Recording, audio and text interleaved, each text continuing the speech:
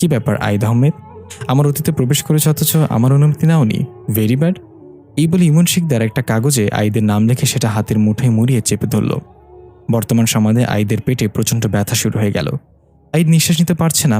অতীতের ইমন শিকদার জোরে জোরে হাসছে আর বলছে, চাঁদের পরি শুধু আমার। আইদ কোনো মতে মুখের ভেতর থেকে নিজের আঙুল ঢুকিয়ে বমি করে দিল এবং বমির সাথে গিলে ফেলা কাগজের টুকরো বের হয়ে আসলো।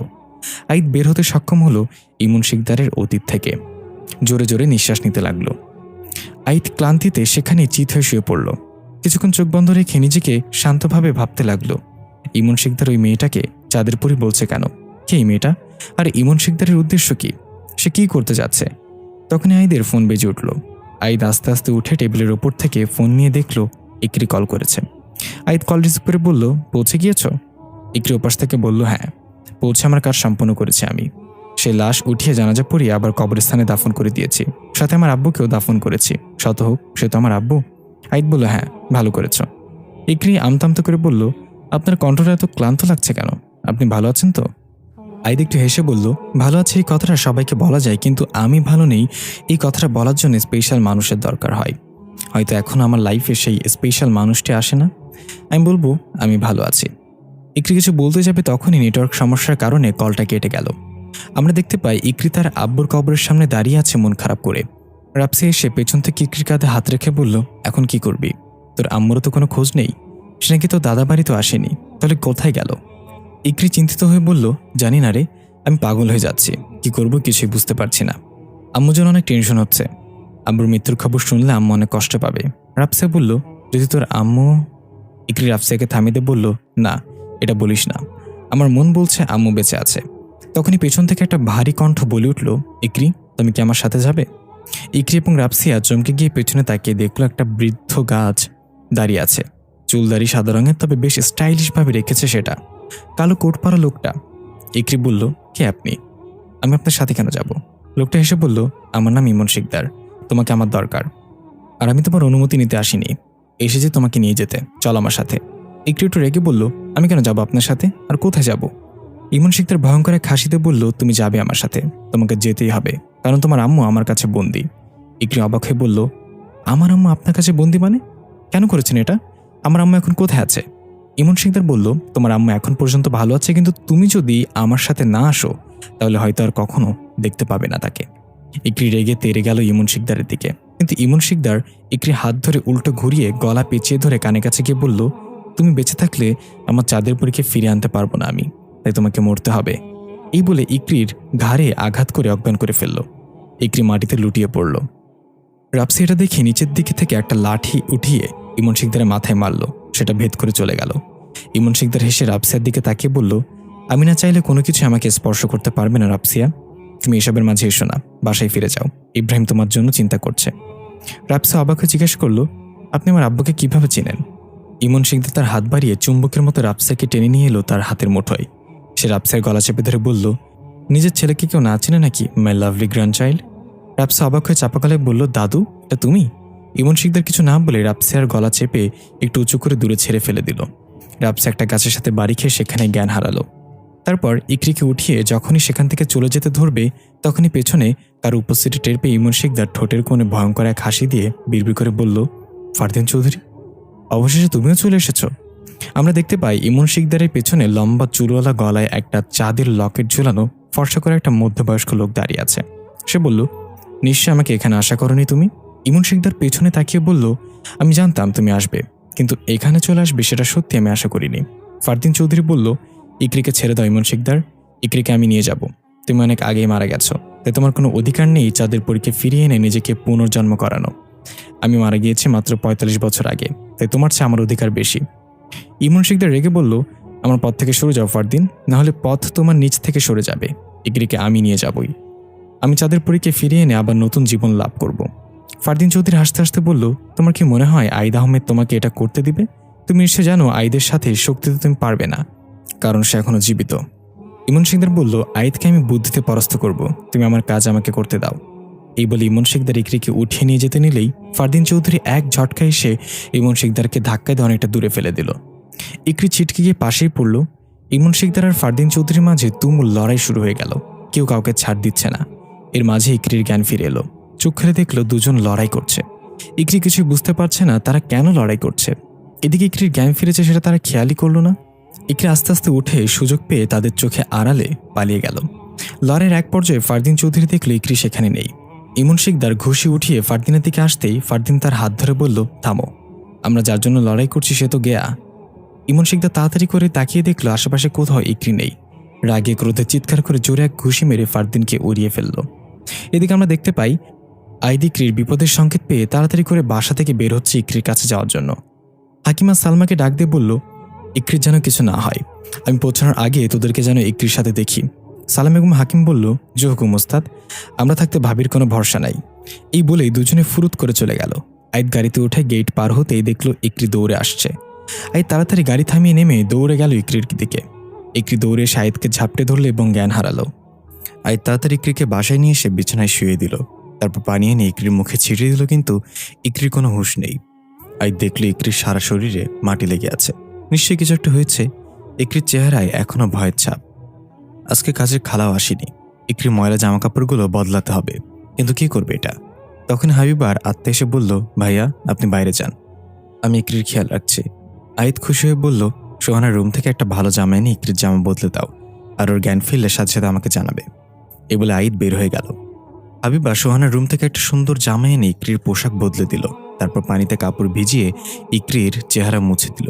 আর মনে মনে ভাবতে লাগলো, ভেবেছিলাম তোদেরকে মেরে ফেলবো, কিন্তু আমি আমার উদ্দেশ্য বদলে ফেলেছি। তুই চাঁদের পরীক্ষা তোর শরীরে আসার অনুমতি দিয়ে দে, এতে তুই বেঁচে না থাকলেও তোর শরীর বেঁচে থাকবে। আইদ ভাইয়াকে পাওয়ার একটাই রাস্তা খোলা আছে তোর কাছে। ইকরি হুশে না থাকলেও হাবিবার কথাগুলো শুনে ঠিকই শুনতে পাচ্ছিল। হাবিবা ইকরির কপালে হাত রাখলো। কপাল থেকে জোনাকি পোকার মতো বিন্দু বিন্দু ফোঁটা বের হয়ে উড়ে গেল। হাবিবা চলে যাচ্ছিল, তখনই ইকরির চোখ খুলে হাবিবার হাত ধরে ফেলল খপ করে এবং বলল, হাবিবা তুই এখনো মুক্তি পাসনি? হাবিবা অবাক হয়ে বলল, তুই আমাকে দেখতে পাচ্ছিস ইকরি? ইকরি ধীরে ধীরে উঠে বসে বলল, হ্যাঁ দেখতে পাচ্ছি, আর তোকে শুনতেও পারছি। তোকে এভাবে আত্মারূপে দেখতে হবে এটা কখনো ভাবিনি। হাবিবা বলল, মন খারাপ করিস না, আমি ভালোই আছি এখন। মরে গিয়ে বুঝতে পেরেছি জীবিত মানুষের চেয়ে মৃত মানুষের কদর বেশি। বেঁচে থাকতে মা বাবা আমাকে সময় দিত না। তারা দুজনেই চাকরি করতো, তাই সকালে বের হয়ে যেত আর রাতে আসতো। আর আমি মানুষ হয়েছিলাম কাজের বুয়ার কাছে। কিন্তু এখন প্রতিদিন বাবা মা আমার ছবি আঁকড়ে ধরে কান্না করে। কি লাভ বল? হারিয়ে ফেলার পর আমরা বুঝি মানুষটা আমাদের হৃদয়ের কতটা জায়গা জুড়ে ছিল। হাবিবার কথা শুনে ইকরির চোখের কোণে পানি টলমল করছে। ইকরি বলল, তাহলে এখানে তুই যাসনি কেন? নাকি আইদ তোকে আটকে রেখেছে? হাবিবা বলল, না রে, আইদ ভাই তো অনেক ভালো মনের একজন মানুষ। আমি আত্মার ব্যাপারটা এনজয় করতে শিখেছি। সময় হলে চলে যাব, চিন্তা করিস না। হাবিবা গিয়ে আইদকে খবর দিল ইকরির জ্ঞান ফিরেছে। আইদ তাড়াতাড়ি করে ইকরির কাছে গেল। এদিকে আমরা দেখতে পাই সালাম এবং হাকিম সেখানে পৌঁছেছে যেখানে ইমন শিকদার আর ফারদিন চৌধুরীর লড়াই হয়েছিল। তারা সেখানে গিয়ে কাউকেই দেখতে পেল না। সালাম বলল, হাকিম আমরা কি দেরি করে ফেলেছি? হাকিম বলল, দেখে তো তাই মনে হয়, তবে এখানে আমি দুটো আত্মার গন্ধ পাচ্ছি। ইকরি ম্যাডামের সাথে ইমন শিকদার কিছু করার চেষ্টা করেছে সেটা আমি নিশ্চিত, কিন্তু এই দ্বিতীয় আত্মাটা কে? আর ইকরি ম্যাডামই বা কোথায়? সালাম বলল, জয় হোক তোর নাকমহলের, এত ঘ্রাণ শক্তি তো কুকুরের নাকেও হয় না ভাই। হাকিম রেখে বলল, তুই কি আমাকে ইনডাইরেক্টলি কুকুরের সাথে তুলনা করলি সালাইম্মা? সালাম বলল, আরে না, তোরে আমি কুকুরের সাথে কেন তুলনা করব? যদি কুকুরের সাথে তোর মিল থাকে তাহলে এখানে তুই কুকুরের কি দোষ বল? হাকিম এবার ঠুস করে সালামকে একটা ঘুষি মেরে নিচে ফেলে দিল। সালাম বলল, রবিবারে আমি মারামারি করি না, তাই তোকে ছেড়ে দিলাম। হাকিম বলল, তুই পারবি না আমার সাথে, তাই এখন রবিবারের ওসিলা দিয়েছস। সালাম অবাক চোখে হাকিমের দিকে তাকিয়ে বলল, হাকিম আজকে রবিবার, তার মানে? হাকিম কৌতূহল নিয়ে জিজ্ঞাসা করলো, তার মানে কি সালাম? সালাম বলল, তার মানে কালকে সোমবার। হাকিম রেগে বলল, ধুর হারামজাদা, এখন এই ইকরি ম্যাডামকে তো পেলাম না, তাহলে ওস্তাদকে কি জবাব দেবো সেটাই ভাবছি। সালাম একটু দূরে একটা লকেট পরে থাকতে দেখে বলল, ইকরি ম্যাডামকে পাইনি তো কি হয়েছে, হয়তো আরো বড় কিছু পেয়েছি। এই বলে সালাম গিয়ে লকেটটা তুলে দেখলো চাঁদের চিহ্ন সেটাতে। লড়াই করার সময় ফারদিন চৌধুরীর গলা থেকে এটা খুলে পড়ে গেছে, সেটা ফারদিন চৌধুরী খেয়াল করেনি। হাকিম লকেটটা সালামের কাছ থেকে নিয়ে সেটা হাতের মুঠোয় চেপে ধরতেই একটা ভীষণ দেখতে পেল। একটা ভয়ঙ্কর দেখতে অবয়ব সেই পরিত্যক্ত চাঁদের পরিতে প্রবেশ করছে। ভেতরে প্রবেশ করে দোতলায় উঠে সে কিছু রিচুয়াল করা শুরু করলো। তার সামনে একটা জ্যান্ত ছাগল শোয়ানো। সে ছাগলটার মাথায় লাল রঙের টিকা দিয়ে দিল। তারপর একটা ছুরি হাতে নিয়ে উপরের দিকে তাকিয়ে বলল, আমি ফারদিন চৌধুরী, চাঁদের পরিষদ আমার, আমি ফিরিয়ে আনবো তাকে, আমাকে কেউ থামাতে পারবে না। এবেলা একটা মন্ত্র পড়তে পড়তে ছাগলের গলাটা কেটে ফেলল। ফিনকিতে রক্ত বের হয়ে লোকটার চেহারা এসে পড়ল। সে তার সাপের মতো লম্বা জিহ্বা বের করে চেটে খেয়ে নিল রক্তগুলো এবং ভয়ঙ্করভাবে হাসতে হাসতে বলল, যা গিয়ে আইতকে বলে দে আমি খুব শীঘ্রই তার সাথে দেখা করব। তখনই হাকিমের হাতে লকেটটা গরম হতে শুরু করলো। হাকিম চিৎকার করে লকেটটা হাত থেকে ফেলে দিল। সালাম বলল, কি হয়েছে, কি দেখলি তুই? হাকিম বলল, আমি একটা অস্পষ্ট অবয়ব দেখেছি। তাকে আমার খুব চেনা চেনা মনে হয়েছে। বেঁচে থাকতে আমি হয়তো তাকে চিনতাম, কিন্তু আমি ঠিক মনে করতে পারছি না। সালাম বলল, সে তোকে কি বলেছে? হাকিম বলল, সে আমাকে একটা সতর্ক বার্তা দিয়েছে, যেটা উস্তাদকে জানাতে হবে এখনই। চল, বাসায় ফিরে যেতে হবে আমাদের। এদিকে আইদ ইকরির সাথে কথা বলছে। আইদ জিজ্ঞাসা করলো, কি হয়েছিল সেখানে? ইকরি বলল, আমার আম্মু এখন ইমন শিকদারের হাতে বন্দী। সে আমাকে নিয়ে যেতে চেয়েছিল, কিন্তু সেখানে আরেকজন আগন্তুকের আগমন ঘটে। তারা দুজন আমাকে নিয়ে যাওয়ার জন্য লড়াই করছিল। আমি সুযোগ বুঝে পালিয়ে এসেছি। আইদ চিন্তিত হয়ে বলল, ইমন শিকদার আপনার পেছনে আছে সেটা আমি জানতাম, কিন্তু এই আরেকজন আবার কে? আর আপনি কি তার নাম জানতে পেরেছেন? ইকরি বলল, না, আমি জানতে পারিনি, তবে তার গলায় একটা চাঁদের লকেট ঝুলানো ছিল। চুলগুলো লম্বা এবং গায়ের রং ফর্সা ছিল। আইদ বলল, ঠিক আছে, আপনি বিশ্রাম নিন, আমি দেখছি কি করা যায়। এই বলে আইদ বের হয়ে গেল রুম থেকে। আইদ বের হতেই সেখানে হাকিম এবং সালাম এসে পৌঁছালো। সে জানতে পারলো ইকরি ঠিক আছে এবং বাসায় ফিরে এসেছে। আইদের হাতের লকেটটা দিয়ে বলল, উস্তাদ, এটা সেখানে পেয়েছি। তারপর হাকিম যা যা দেখেছে সব খুলে বলল আইদকে। আইদ লকেটটা হাতে নিয়ে ভালো করে দেখে বলল, এটার কথাই তো ইকরি বলল একটু আগে। তার মানে আগন্তুকের নাম ফারদিন চৌধুরী, সেও চাঁদের পুরীর পেছনে। এখন আমার কাছে সব ক্লিয়ার। আমি বুঝে গিয়েছি ইমন শিকদার আর ফারদিন চৌধুরীকে এবং তারা কি চায়। হাকিম, সালাম, আমার কথা মন দিয়ে শোন এবং যা বলি সেটা করে দেখা। এই বলে আইদ সালাম এবং হাকিমকে কিছু দায়িত্ব বুঝিয়ে দিল। এদিকে রাপসি আর জ্ঞান ফিরলে সে উঠে সেখান থেকে সোজা গিয়ে নিজের বাসায় তার বাবা মার কাছে গিয়ে জিজ্ঞাসা করলো, আব্বু, আমার দাদুর নাম কি? রাপসির আব্বু অবাক হয়ে জিজ্ঞাসা করলো, কেন মামুনি, কি হয়েছে? হঠাৎ আমার বাবার কথা কেন জিজ্ঞাসা করছো? রাপসি রেগে বলল, যেটা জিজ্ঞেস করেছি উত্তর দাও আব্বু, আমার দাদুর নাম কি আর সে কিভাবে মারা গিয়েছিল? রাপসির আব্বু চোখ থেকে চশমাটা খুলে টেবিলে রেখে বলল, তো দাদুর নাম ইমন শিকদার, আর সে তার পুরো জীবন কাটিয়ে দিয়েছে তার কাল্পনিক চাঁদের পুরীকে ফিরিয়ে আনার জন্য। রাপসে তার আব্বুর কাছে তার দাদুর মানে ইমন শিকদারের অতীত সম্পর্কে জানতে চাইল। প্রথমে রাপসের আব্বু বলতে না চাইলেও রাপসের জোরাজুরিতে বলতে বাধ্য হলো। রাপসের আব্বু বলা শুরু করলো, ইমন শিকদার খুবই সাধারণ একজন মানুষ ছিল। লাইব্রেরিতে কাজ করে তার দিনকাল খুব ভালোই কেটে যাচ্ছিল, কিন্তু হঠাৎ তার জীবনে আসে রান্তিয়া নামের এক অপরূপ সুন্দরী মেয়ে। মেয়েটা রোজ লাইব্রেরিতে আসতো বই পড়ার জন্য। দেখতে দেখতে মেয়েটার সাথে ইমন শিকদারের একটা ভালো সম্পর্ক হয়ে যায়। এক পর্যায়ে এই সম্পর্ক প্রেমিক সম্পর্ক পর্যন্ত করায়। কিন্তু ইমন শিকদার রান্তিয়ার মাঝে কিছু অলৌকিক শক্তি খেয়াল করে আস্তে আস্তে, যেমন খুব দ্রুত এক জায়গা থেকে আরেক জায়গায় চলে যাওয়া, মোটা মোটা বই মুহূর্তেই পড়ে শেষ করে ফেলা, শীতের সময় যেখানে মানুষ ভারী ভারী জ্যাকেট গায়ে দিয়ে রাখত সেখানে রান্তিয়ার সামান্য একটা পাতলা জামা গায়ে দিয়ে দিব্যি থাকতে পারে। আরও কিছু সিম্বল লক্ষ্য করলো। এটা নিয়ে ইমন শিকদার রান্তিয়াকে প্রশ্ন করলে সে বরাবরই এড়িয়ে যাওয়ার চেষ্টা করত। কিন্তু একদিন ইমন শিকদার জেদ করে বসলো এই রহস্য জানার জন্য। তখন রান্তিয়া যা বলেছিল সেটার জন্য ইমন শিকদার মোটেও প্রস্তুত ছিল না। রান্তিয়া ছিল একজন চাঁদের পরী। সে জিনজাতির জন্য অনেক বড় হুমকির স্বরূপ। তাই জিনেরা কখনো চায় না রান্তিয়া বেঁচে থাকুক। রান্তিয়ার জন্মের পর থেকেই বেঁচে থাকার জন্য জিনজাতির সাথে লড়াই করে আসছে। এটা শুনে ইমন শিকদার অবাক হলেও পর মুহূর্তে নিজেকে শান্ত করে রান্তিয়াকে ভরসা দিল সে সবসময় তার পাশে থাকবে। যাই হয়ে যাক, চন্দ্রগ্রহণ পর্যন্ত রান্তিয়াকে বাঁচিয়ে রাখবে ইমন শিকদার। রান্তিয়া অনেক খুশি ছিল সেদিন। অন্তত এমন একজন তো আছে যার উপর সে ভরসা করতে পারে। একদিন রাতে ইমন শিকদার আর রান্তিয়া লাইব্রেরি থেকে নিজেদের বাসায় ফিরছিল। তার পরদিন ছিল কাঙ্ক্ষিত চন্দ্রগ্রহণের রাত। হঠাৎ কিছু কালো পোশাকধারী অশরীরী তাদের পথ আটকায়। রান্তিয়া বুঝে যায় এরা কারা, তাই সে ইমন শিকদারকে সেখান থেকে পালিয়ে যেতে বলে। কিন্তু ইমন শিকদার রান্তিয়াকে একা রেখে কোনোভাবে যাবে না। কালো পোশাকধারী একজন বলল, রান্তিয়া, তোমার এই মানব বন্ধুর সাথে আমাদের কোনো হিসাব নেই, তাকে তার মতো ছেড়ে দাও, আমরা এসেছি তোমাকে নিয়ে যেতে। ইমন শিকদার রান্তিয়ার তার পেছনে লুকিয়ে সামনে দাঁড়িয়ে বলল, আমি বেঁচে থাকতে রান্তিয়া কোথাও যাবে না। একজন বলল, তাহলে তোমাকেও মেরেই নিয়ে যাব। এই বলে সে ইমন শিকদারের দিকে এগিয়ে এলো। পেছন থেকে রান্তিয়া ইমন শিকদারের মাথায় আঘাত করে তাকে অজ্ঞান করে ফেললে এবং তাদের উৎসে বলল, আমি তোমাদের সাথে আসছি, কিন্তু ওর যদি কোনো ক্ষতি করো তাহলে তোমাদের সামনে রান্তিয়াকে পাবে না, বরং চাঁদের পুরীকে পাবে। তারা পিছিয়ে গেল। রান্তিয়া ইমন শিকদারের কাছে হাঁটু গেড়ে বসে কান্না করতে করতে বলল, আমাকে মাফ করে দিও, এছাড়া আমার কোনো রাস্তা নেই, কিন্তু তোমার কাছে আমাকে ফিরিয়ে আনার রাস্তা আছে। যদি তুমি সেটা করতে পারো তাহলে আমি আর কখনোই তোমার কাছ থেকে হারাবো না। আমি রংধনুর দুনিয়ায় তোমার জন্য অপেক্ষা করবো ইমন, আমি জানি তুমি আসবে, তোমাকে আসতেই হবে। এ বলে রান্তিয়া ইমন শিকদারের কপালে চুমু এঁকে দিয়ে চোখের পানি মুছে উঠে দাঁড়িয়ে বলল, চলো এখন, আমাদের দেরি হয়ে যাচ্ছে। রান্তিয়া কালো পোশাকধারী অশরীরীদের সাথে হাওয়ায় মিলে গেল। রাবসিয়ার আব্বু এই পর্যন্ত বলে থামলো। রাবসিয়া সব শুনে বলল, তাহলে দাদু পরে বিয়ে করেছিল তাই না? রাবসিয়ার আব্বু বলল, হ্যাঁ বিয়ে করেছিল, কিন্তু তবুও সে চাঁদের পরীকে ফিরিয়ে আনার জন্য জীবনের শেষ অবধি চেষ্টা করেছিল। তবে এটা সম্ভব ছিল না, কারণ যার মাধ্যমে তাকে ফিরিয়ে আনা যেত সে তখনও জন্মই নেয়নি। রাবসিয়া বুঝতে পারল সেই মাধ্যমটা হচ্ছে ইকরি। তাই এখন দাদু আবার ফিরে এসেছে ইকরির মাধ্যমে তার চাঁদের পরীকে ফিরিয়ে আনতে। রাবসিয়া জিজ্ঞাসা করলো, আচ্ছা আব্বু, দাদুর সবচেয়ে বড় দুর্বলতা কি ছিল? রাবসিয়ার আব্বু একটু ভেবে বলল, তো দাদুর সবচেয়ে বড় দুর্বলতা ছিল তার ঘুম। তার সামনে জোরে কোনো শব্দ হলেই সে ভয় পেয়ে ঘুমিয়ে যেত। তার উচ্চ শব্দে অ্যালার্জি ছিল। এদিকে আমরা দেখতে পাই হাকিম এবং সালাম পরিত্যক্ত বাড়িতে এসেছে। সালাম বলল, ওস্তাদ জানলো কিভাবে ইমন শিকদার ইকরি ম্যাডামের আম্মুকে এখানে রেখেছে? হাকিম বলল, সে জানে, এই জন্য সে উস্তাদ। তুই মুরিদ হয়ে এত কিছু চিন্তা করার দরকার নেই, আশেপাশে খেয়াল রাখতে হবে। ইমন শিকদার পদে পদে ফাঁদ বিছিয়ে রাখতে পারে। সালাম বলল, আমরা তো আত্মা, আমাদের কি ফাঁদে আটকে রাখা যাবে নাকি? বলতে না বলতেই একটা ছায়ামূর্তি এসে সালামের ঘাড়ে চড়ে বসল এবং সালামের গলা চেপে ধরল। সালাম চিৎকার করে বলল, হাকিম, এটার নাম আমার ঘাট থেকে। হাকিম এক ঝটকায় গিয়ে ছায়ামূর্তিকে ধরে ঘুরিয়ে ফেলে দিল এবং বলল, তোরে বলেছিলাম না চারিদিকে লক্ষ্য রাখতে? ইমন শিকদার একটা আত্মা, সে জানে আত্মাদের কিভাবে ফাঁদে ফেলতে হয়। সালাম শার্টের হাতা ভাঁজ করতে করতে বলল, এবার আয় কি আসবি, রুটির মতো পিষে ফেলবো। তখনই ভেতরের দিক থেকে একটা মহিলার আর্তনাদ ভেসে আসলো। সালাম আর হাকিম তাড়াতাড়ি সেদিকে গেল ইকরির আম্মু মনে করে।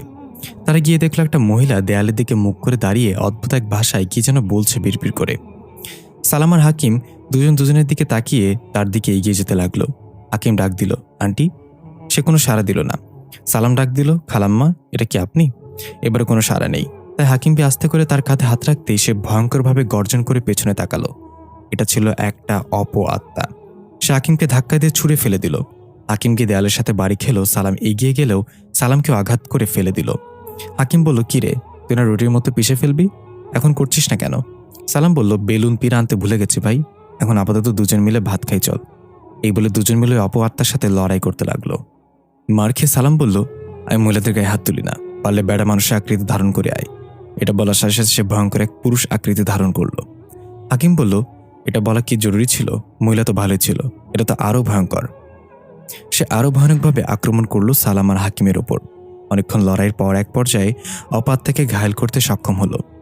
হাকিম তাকে পেছন থেকে এমনভাবে ধরেছে যে সে আর কোনোভাবেই নিজেকে ছাড়াতে পারল না। সালাম সামনে এসে হাঁপাতে হাঁপাতে বলল, অনেক জ্বালাইছস, এখন ভালোই ভালোই বলে দে তাকে কোথায় রেখেছিস। আত্মা ভয়ঙ্কর এক হাসিতে বলল, বলবো না, তোরা তো আত্মা নামের কলঙ্ক, নিজেরা তো শক্তিশালী হওয়ার পরেও একটা সাধারণ ছেলের গোলামি করিস, ধিক্কার জানাই তোদের ওপর। সালাম তার নাক বরাবর একটা মেরে বলল, আমরা তার গোলামি করি না, আমরা তাকে সাহায্য করি, সে আমাদের ভাই। তোর মতো এসব আকাম ছাকাম করে বেড়াই না আমরা, আমাদের দ্বারা সাধারণ মানুষের কোনো ক্ষতি হয় না। হাকিম বলল, no more discussion, just tell me what is the aunty type মহিলা। সালাম অবাক হয়ে বলল, হাকিম, তুই আরবি ভাষা কবে শিখলি? আমি তো জানতাম না। হাকিম বলল, গাধার বাচ্চা, এটা ইংরেজি ভাষা। বেঁচে থাকতে ছোটবেলায় তো আমি ডাক্তার ছিলাম, তাই এসব ইংরেজি আমার ঠোঁটের আগায় থাকে। সালাম বলল, তুই এবার কিসের ডাক্তার ছিলি, তা আবার ছোটবেলায়? হাকিম বলল, আমি বাচ্চাদের ডাক্তার ছিলাম, আর ছোটবেলা থেকে পড়ালেখার প্রতি আমার তেমন আগ্রহ ছিল না, তাই বাবা মা জোর করে ডাক্তার বানিয়ে দিয়েছিল। সালাম রেগে গিয়ে বলল, ধুর মফিজ, পড়ালেখা ছাড়া তুই ডাক্তার হইলি কেমনে? হাকিম মাথা চুলকে আবার বলল, কস কি, ডাক্তার হতে হলে পড়ালেখা করতে হয় নাকি? আমি তো ভাবছি হাতে লেখা খারাপ হলেই হয়। এদের প্যাচার শুনে আত্মা চিৎকার করে বলল, মাফ কর ভাই, তোরা যাকে খুঁজছিস সে বিল্ডিংয়ের পেছনে একটা ছোট রুমে বন্দি, তাকে নিয়ে এখান থেকে চলে যা, নাহলে তাদের বগর বগর শুনতে শুনতে আমার কান জ্বালাপালা হয়ে যাবে। হাকিম বলল, কাজের কথা তুই দেরি করে বলস কেন? এই বলে তার মাথায় আঘাত করে সেখান থেকে ফেলে রেখে চলে গেল বিল্ডিংয়ের পেছনে। গিয়ে দেখলো সত্যি একটা মহিলাকে বেঁধে রাখা হয়েছে সেখানে। যেহেতু সালাম এবং হাকিম ইকরির আম্মুকে আগে কখনো দেখেনি, তাই তারা ভেবে নিল এটাই ইকরির আম্মু। সে তখন অজ্ঞান অবস্থায় পড়েছিল। সালাম আর হাকিম তাকে উঠিয়ে বাসার দিকে রওনা হলো। এদিকে আইত তার তন্ত্রমন্ত্রের কক্ষে বসে একটা রিচুয়াল করছে। সারা ঘর ধোয়া দিয়ে পরিপূর্ণ। আইত ফ্লোরে আসন পেতে চোখ বন্ধ করে বসে আছে। হঠাৎ আইত চোখ খুলল। সে দেখল একটা অদ্ভুত জায়গায় চলে এসেছে। চারিদিকে শুধু রং বেরঙের গাছপালা, এ যেন এক রংধনু শহর। আইত চিৎকার করে ডাকলো, কেউ আছেন? তখন একটা মেয়ের চিকন কণ্ঠ হাসি ভেসে আসলো। আইত বলল, কথা? এটা তো কথার হাসি। কথা, তুমি কোথায়? সামনে আসো, আমি তোমাকে দেখতে চাই। কথা লুকোচুরি খেলো না, আমি তোমাকে অনেক মিস করি, প্লিজ দেখা দাও একবার। কিন্তু আর কোনো শব্দ আসলো না। এদিকে ওদিক ছুটেও কাউকে দেখতে পেল না। এক পর্যায়ে ক্লান্ত হয়ে হাঁটু গেড়ে বসে পড়ল মাথা নিচু করে। তখনই আইত তার সামনে কারোর উপস্থিতি টের পেল। তার পায়ের নুপুরের ঝুনঝুন শব্দ কানে আসতে লাগলো। আইদ ধীরে ধীরে মাথা উঠিয়ে একজোড়া সুন্দর পা দেখতে পেল নূপুর পরা। চোখ তুলে উপরে তাকিয়ে দেখল কথা তার সেই মন পাগল করা হাসি নিয়ে হাত বাড়িয়ে দাঁড়িয়ে আছে। আইদ মুগ্ধ হয়ে কথার দিকে তাকিয়ে তার হাতে হাত রাখল। কথা এক টানে আইদকে উঠিয়ে জড়িয়ে ধরে বলল, এত দেরি হলো কেন আসতে? আইদ যেন বিশ্বাসই করতে পারছে না। আইদ আনমনে বলে উঠল, রাস্তা অনেক ট্রাফিক ছিল, তাই আসতে দেরি হয়ে গেল। কথা ফিক করে এসে বলল, সমস্যা নেই, সূর্যাস্ত এখনো বাকি আছে।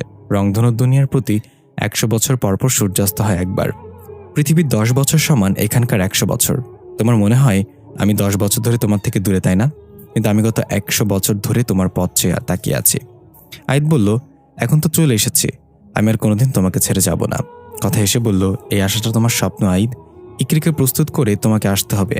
পৃথিবীর দিন অনুযায়ী আর 10 দিন পর এখানে সূর্যাস্ত হবে। এর আগেই আমাকে পুনর্জন্ম নিতে হবে আইদ, না হলে আর কখনো তোমার সাথে আমার দেখা হবে না। আইদ অস্থির হয়ে বলল, আমি সেটা কখনোই হতে দিব না। আমি ইকরিকে রাজি করিয়ে আসবো তোমাকে নিয়ে যেতে। তুমি ভালো থেকো। কথা একটু চিন্তিত হয়ে বলল, এখন তো জেনে গিয়েছ আমি ছাড়াও আরো 2 জন চাঁদের পরী আছে, তারপর অপেক্ষা করে আছে পুনর্জন্ম নেওয়ার জন্য। তবে তাদের রক্ষক এখনো জীবিত নেই। একজন হলো ইমন শিকদার, আরেকজন ফারদিন চৌধুরী। তারা তোমার চেয়ে শক্তিতে দুর্বল হলেও ইমন শিকদার বুদ্ধিতে তোমার থেকে অনেক এগিয়ে, তাই সবসময় শক্তি কাজে না লাগিয়ে বুদ্ধি ব্যবহার করবে কিছু জায়গায়। আইদ বলল, আমি জানি সেটা, তুমি কোনো চিন্তা করো না। আমি এর পরের বার পুরো প্রস্তুতি নিয়ে আসবো তোমাকে নিয়ে যেতে। কথা এক ভুবন ভোলানো হাসিতে বলল, আমি সেটা বিশ্বাস করি। আইদ বিদ্যুতের ঝটকার মতো কেঁপে উঠে বর্তমান সময় ফিরে এলো। আইদ উঠে এক মুহূর্ত দেরি না করে চলে গেল ইকরির কাছে। যেভাবেই হোক ইকরিকে রাজি করিয়ে আমার প্রস্তুতি শুরু করতে হবে। এদিকে আমরা দেখতে পাই রাপসিয়া সব শোনার পর কিছু না বলে উঠে চলে গেল তাড়াতাড়ি। রাপসিয়ার আব্বু পেছন থেকে ডাকলো, কিরে মামুনি, কি হয়েছে? আমাকে খুলে বল। আমার বাবার কথা হঠাৎ তোর মাথায় এলো কিভাবে? রাপসিয়া কোনো জবাব না দিয়ে নিজের রুমের দিকে গিয়ে ফোন হাতে নিয়ে একটা মেসেজ টাইপ করে আইদকে পাঠাতেই হবে, যাতে তখনই পেছন থেকে একটা ভারী কণ্ঠ বলে উঠল, কি দাদু ভাই, আমার দুর্বলতা তাকে জানিয়ে দিচ্ছ তাই না? রাপসিয়া চমকে গিয়ে পিছনে তাকিয়ে দেখলো ইমন শিকদার তার বিবৃত চেহারায় দাঁড়িয়ে আছে। রাপসিয়া ইমন শিকদারকে এমন রূপে দেখে প্রচণ্ড ভয় পেয়ে কাঁপা কাঁপা গলে বলল, দাদু। ইমন শিকদার ভয়ঙ্কর এক হাসি দিয়ে রাপসিয়ার মাথায় আঘাত করে তাকে ফ্লোরে ফেলে দিল। তারপর বলল, আমি তোমাকে সাবধান করেছিলাম মাই গ্র্যান্ডচাইল্ড, তুমি আমার মন ভেঙে দিয়েছ। ইমন শিকদার রাপসিয়াকে উঠিয়ে খাটে শুইয়ে দিয়ে এক ধরনের সাদা পাউডারের মতো কিছু রাপসিয়ার চোখে ছিটিয়ে দিল আর বলল, আগামী 10 দিন আগে তোমার ঘুম ভাঙবে না। 10 দিনের জন্য তুমি মরে গেছ। তুমি জেগে থাকলে নিজের দাদুর বিরুদ্ধে কাজ করবে, তাই তোমার ঘুমানো খুব দরকার। এই বলে ইমন শিকদার হাওয়ায় মিলিয়ে গেল। রাপসিয়া গভীর ঘুমে আচ্ছন্ন। হঠাৎ রাপসিয়ার আব্বু বাইরে থেকে দরজা নক করলো। রাপসিয়া, দরজা খোলো মামুনি, কি করছো তুমি ভেতরে? রাপসিয়া ঠাস করে চোখ মেলে তাকালো, এরপর এক ঝটকে উঠে বসে পড়ল। মুখে একটা পৈশাসিক হাসি দিয়ে খাট থেকে নেমে দরজা খুলে দিল। রাপসিয়ার আব্বু রুমে ঢুকে বলল, এই সময় দরজা বন্ধ করে কি করছিলে তুমি? রাপসিয়া বলল, ঘুমানোর চেষ্টা করছিলাম আব্বু, কিন্তু এখন আমার ঘুমালে চলবে না, আমার দায়িত্ব অনেক বড়। রাপসিয়ার আব্বু রুমের ভেতরে একটা পচা গন্ধ পেল। নাক ছিটকে বলল, এত কিসের গন্ধ তোমার রুমে? এত বাজে গন্ধ তোমার নাকে লাগছে না? রাপসিয়া গন্ধ পাওয়ার অভিনয় করে নাক ধরে বলল, হ্যাঁ আব্বু, লাগছে তো, হয়তো কোনো চিপাই চাপাই ইঁদুর মরে পড়ে আছে। এই বলে রাপসিয়া তার আব্বুকে নিয়ে রুম থেকে বের হয়ে গেল। রাপসিয়া তার আব্বুর কাছে বলল, আমার একটু ইকরির সাথে দেখা করতে হবে আব্বু। রাপসিয়ার আব্বু নিষেধ করলেও সে বের হয়ে গেল বাসা থেকে। আমরা দেখতে পাই রাপসিয়ার রুমের বড় আলমারিটার ভেতরে একটা পচা গলা লাশ। লাশের মুখ বিকৃত হয়ে গিয়েছে, চেনা যাচ্ছে না এটা কার লাশ। এই লাশ থেকে রাপসিয়ার রুমে গন্ধ বেরোচ্ছে। এদিকে আমরা দেখতে পাই ইমন শিকদার একটা পরিত্যক্ত বিল্ডিংয়ে হেলে দুলে হেঁটে প্রবেশ করছে। সে হাঁটতে হাঁটতে একটা অন্ধকার রুমে গিয়ে দাঁড়িয়ে একটা চাপা হাসিতে বলল, তুমি আমার জন্য বড় একটা সুযোগ তৈরি করে দিয়েছ, এই জন্য তোমাকে ধন্যবাদ না দিয়ে পারছি না। ওপাশ থেকে একটা মহিলা কণ্ঠ কাঁদতে কাঁদতে বলল, কে আপনি? কেন আমাকে এভাবে আটকে রেখেছেন? কি চান আপনি? ইমন শিকদার তার মুখ থেকে একটা আগুনের গোলা বের করে রুমটা আলোকিত করে তুলল। আলোটা বন্দি মহিলার চেহারার উপর পড়তেই আমরা দেখতে পাই এটা ইকরির আম্মু। দৃশ্য চলে যায় একটু আগে। ইমন শিকদার তার বসে থাকা এক আত্মাকে বুঝে বলছে, তুই এই মহিলার আকৃতি ধারণ করে এখানে বন্দি হওয়ার অভিনয় করবি। আইদ নিশ্চয়ই নিজে আসবে, না হলে কাউকে পাঠাবে তোকে, মানে এই মহিলাকে ছাড়িয়ে নিতে। কিছু আত্মা তাকে বাধা দেওয়ার অভিনয় করবে যাতে সে বিশ্বাস করে এটাই ইকরির আম্মু। তোকে ইকরির আম্মু মনে করে তার আইদের বাসায় নিয়ে যাবে যেখানে ইকরি আছে এখন। সুযোগ বুঝে তুই ইকরির সেখান থেকে বের করে নিয়ে আসবি, বাকিটা আমি দেখব। দৃশ্য ফিরে এলো বর্তমানে। ইমন শিকদার ভয়ঙ্কর এক হাসিতে বলল, তোমার সাথে আমার কিছু করার নেই মহিলা। তোমার মেয়েকে আমার কাছে আনার আগ পর্যন্ত তুমি আমার কাছে বন্দি থাকবে। ইকরির আম্মু এবার হাসতে হাসতে বলল, আমি কে জানেন আপনি? আর ইকরি কেন এত স্পেশাল সেটা জানেন কি? ইমন শিকদার একটু ভরকে গেল তার মুখে হাসি দেখে। তাই ইমন শিকদার রেগে ইকরির আম্মুর গলা চেপে ধরে বলল, তোর কি ভয় লাগছে না? ইকরির আম্মু বলল, আমি ভয় পাবো কেন? আমি সেই মহিলা যে একজন চাঁদের পরীকে নিজের হাতে জন্ম দিয়েছিলাম। আমি সেই নার্স যে আইদের মায়ের গর্ভ থেকে চাঁদের পরী কথাকে বের করে এনেছিলাম। কথা জন্মের পরই আমার মুখটা প্রথম দেখেছে। তার ঠিক 2 বছর পর আমি গর্ভবতী হই এবং ইকরি আমার কোল জুড়ে আসে। আমি খেয়াল করি ইকরির পায়ের তলায়ও সেই চাঁদের চিহ্নটা, যেটার কথা আর পায়ের তলায় ছিল। আমি বুঝে গিয়েছিলাম ইকরি কোনো সাধারণ বাচ্চা না, সে চাঁদের পরীর একটা অংশ। এটা শুনে ইমন শিকদার ঘাবড়ে গিয়ে বলল, তার মানে তুমি বলতে চাচ্ছ ইকরির মাঝে শুধু কথারই পুনর্জন্ম নিতে পারবে? ইকরি আম্মু বলল, ঠিক তাই। আপনি অযথা নিজেকে ক্লান্ত করছেন। আপনার চাঁদের পরীকে যদি ফিরে আনতে চান তাহলে কথাকে আগে মেরে ফেলতে হবে। তাহলে আপনার চাঁদের পরী ইকরির মাঝে পুনর্জন্ম নিতে পারবে। ইমন শিকদার ইকরির আম্মুকে কোষাটা থাপ্পড় দিয়ে অজ্ঞান করে ফেললে এবং সারের মতো চিৎকার করে সবকিছু ভেঙে ফেলতে লাগলো। আমি এটা মানি না। ইকরির মাঝে আমার রান্তিয়া পুনর্জন্ম নিবে, এটাই হবে, হতেই হবে। এদিকে আমরা দেখতে পাই হাকিম এবং সালাম ইকরির আম্মুর রূপী নিয়ে তাদের দিকে বাসে এসেছে। আই তার দিকে কিছুক্ষণ অবাক হয়ে তাকিয়ে তারপর হাসি মুখে বলল, যাক, অবশেষে ইমন শিকদারের হাত থেকে আপনি মুক্ত হলেন। সে বলল, হ্যাঁ বাবা, তোমাকে ধন্যবাদ। আমার মেয়েটা কোথায়? ওকে দেখার জন্য আমার মনটা ব্যাকুল হয়ে আছে। আইদ বলল, হাকিম, ওনাকে ইকরির কাছে নিয়ে যা। আর সালাম, তুই আমার সাথে আয়, একটা কাজ আছে। কথা মতো হাকিম তাকে নিয়ে গেল ইকরির কাছে। ইকরি তার আম্মুকে দেখে কেঁদে দৌড়ে এসে জড়িয়ে ধরল। ইকরি একটু অবাক হয়ে জিজ্ঞাসা করলো, আম্মু, তোমার শরীর এত ঠান্ডা কেন? সে বলল, ইমন শিকদার আমাকে বরফের মাঝে আটকে রেখেছিল মা। আইদকে ধন্যবাদ, সে আমাকে সেখান থেকে মুক্ত করে এনেছে। ইকরি আর কিছু না ভেবে আবেগে আপ্লুত হয়ে সহ্যতে আম্মু মনে করে তার কোলে মাথা রেখে বাচ্চাদের মতো শুয়ে রইল। সে ইকরির মাথায় হাত বুলিয়ে দিচ্ছে আর বলছে, ইকরি, এখানে থাকাচ্ছে, চল আমরা বাসায় ফিরে যাই। ইকরি একটু অবাক হয়ে বলল, না আম্মু, এই মুহূর্তে আমি বাসায় সেফ না। এখানে আইদ আছে আমাকে রক্ষা করার জন্য। সে বলল, তাও ঠিক, কিন্তু আমার না অনেক বাসায় যেতে ইচ্ছা করছে। আমাকে একবার বাসা থেকে ঘুরিয়ে আনবি? ইকরি কথা ঘুরিয়ে বলল, আম্মু, তুমি তো একবার আব্বুর কথা জিজ্ঞাসা করলে না? নাকি ভুলে গেছো তাকে? সেটা অপ্রস্তুত হয়ে বলল, এসব কি কথা? তাকে কিভাবে বলবো? সে তো ভালোই আছে। ইমন শিকদার আমাকে বন্দি করার আগে তোর আব্বুর সাথে আমার একটু কথা কাটাকাটি হয়েছিল, তাই ইচ্ছে করে তোকে জিজ্ঞাসা করিনি তার কথা। এবার ইকরির সন্দেহ হলো, আব্বু তো মারা গেছে 2-3 মাস আগেই, তাহলে আম্মুর সাথে কথা কাটাকাটি হলো কিভাবে? নিশ্চয়টা আম্মু না। ইকরি তাকে বোঝাতে না দিয়ে বলল, তাহলে চলো আম্মু, আমরা আমাদের বাসা থেকে ঘুরে আসি। সে তো খুশি হয়ে মনে মনে বলল, আমি তো এটাই চাইছিলাম এতক্ষণ। ইমন শিকদার নিশ্চয়ই বাইরে অপেক্ষা করছে, তোকে বাইরে নিয়ে গেলেই সে তোকে বন্দি বানিয়ে ফেলবে। ইকরি তার সাথে রুম থেকে বের হলো এবং চোখ ঘুরিয়ে আইদকে খুঁজতে লাগলো। আইদ বাসার মেন দরজায় দাঁড়িয়ে কি যেন একটা করছে। ইকরিকে তার আম্মুর সাথে বের হতে দেখে বলল, কি ব্যাপার, তোমরা কোথায় যাচ্ছ? ইকরির আম্মুর রূপে সে বলল, আমরা আমাদের বাসায় যাচ্ছি, একটু ঘুরে আসি গিয়ে। ইকরি আইদকে চোখ টিপ মেরে বলল, হ্যাঁ আইদ, আমি অনেকদিন হলো নিজের বাসায় যাই না, খুব মিস করছি, তাই একটু ঘুরে আসি। আইদ মুচকে এসে বলল, ঠিক আছে, তবে সাবধানে যাবেন কিন্তু। পথে ঘাটে ছদ্মবেশী বদ আত্মাদের আনাগোনা বেড়ে গেছে। আমার হাতে যদি তারা কেউ পড়ে তাহলে তার গলা আমার তলোয়ার। এটা শুনে ইকরির আম্মুর রূপে সে একটু ভয় পেয়ে কাশিদে বলল, ঠিক আছে চল মা, আমরা যাব আর আসবো। আইদ ইকরিকে ইশারায় কিছু একটা বলল।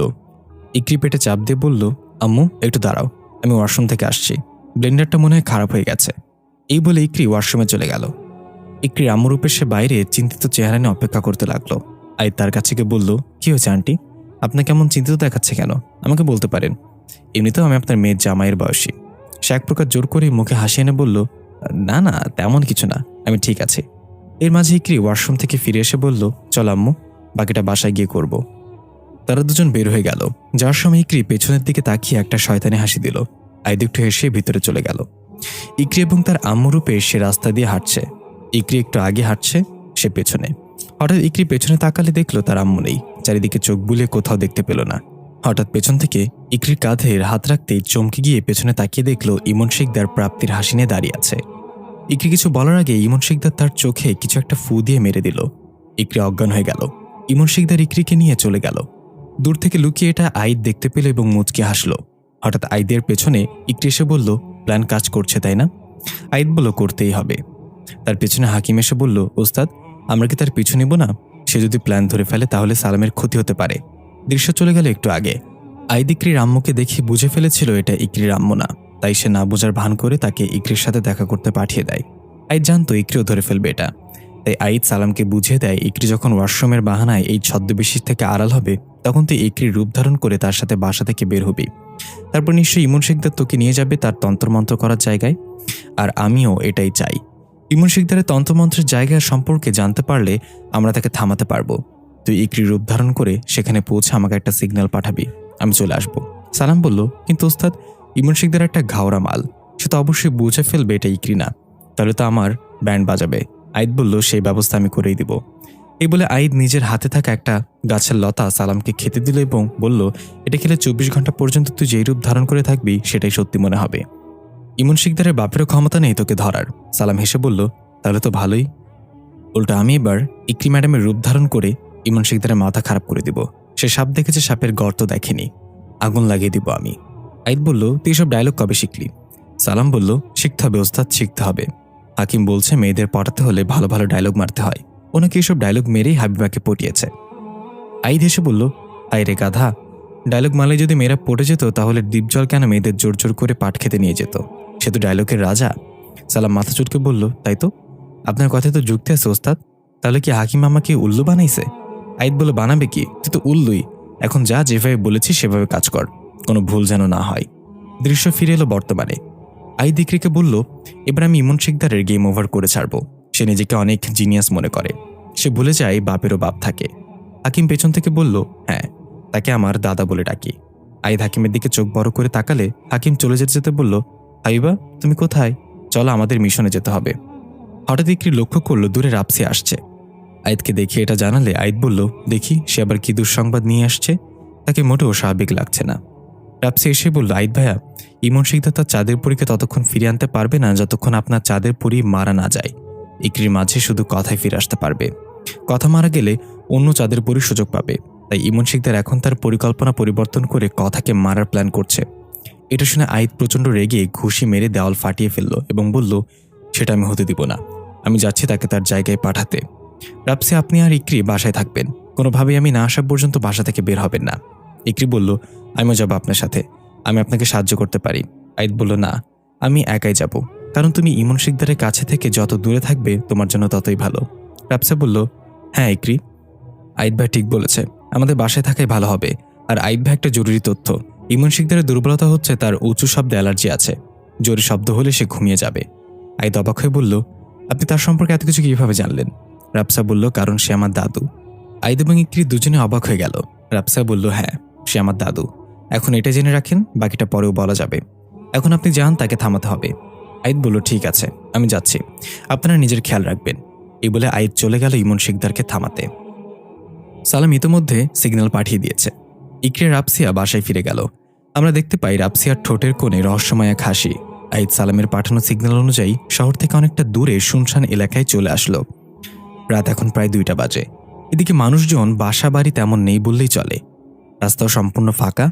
মাঝে মাঝে বড় বড় ডিস্ট্রিক্ট ট্রাকগুলো পার হয়ে যাচ্ছে শোষ শব্দ করে, কিন্তু আশেপাশে এমন কিছুই চোখে পড়ছে না যেখানে ইমন শিকদার থাকতে পারে। আইদ নিজেকে শান্ত করলো, চোখ বন্ধ করে আশেপাশের প্রতিটা শব্দ আয়ত্ত করতে লাগলো। পোকামাকড়ের ডাকগুলো আইদের কান ভেদ করে চলে যাচ্ছে। দূর থেকে কুকুরের ঘেউ ঘেউ শব্দ আসছে। আইদ মন দিয়ে সালামের সাথে যোগাযোগ করার চেষ্টা করছে। হঠাৎ সালামের কথা শুনতে পেল আইদ। সালাম ফিসফিস করে বলছে, ওস্তাদ, আপনি সঠিক জায়গায় আছেন। সেখান থেকে বাম দিকে নেমে একটা ঝোপের মতো দেখতে পাবেন, সেই ঝোপের মাঝে একটা দরজা আছে। এটা বলার পর আইদ চোখ মেলে তাকালো। সালামের সাথে সিগন্যাল কাটা হয়ে গেলে আইদ সালামের কথা মতো বাম দিকে নেমে একটু এগিয়ে যেতেই একটা ঘন লতাপাতায় ঘেরা ঝোপ দেখতে পেল। ধীরে ধীরে আইদ ঝোপের দিকে এগিয়ে গেল। হঠাৎ কিছু একটার উপর পা পড়তেই কট করে শব্দ হলো। কয়েকটা কালো রঙের পাখি ডানা ঝাপটাটে ঝাপটাটে বের হয়ে এসে আইদের শরীর আর চেহারায় খামচে দিল। আইদ নিচ থেকে একটা শুকনো গাছের ডাল উঠিয়ে পাখিগুলোর দিকে তাড়ানোর চেষ্টা করছে, কিন্তু সেগুলো চারিদিক থেকে আইদের উপর হিংস্র হয়ে আক্রমণ করছে। আইদ বুঝে গেল এগুলো সাধারণ কোনো পাখি না।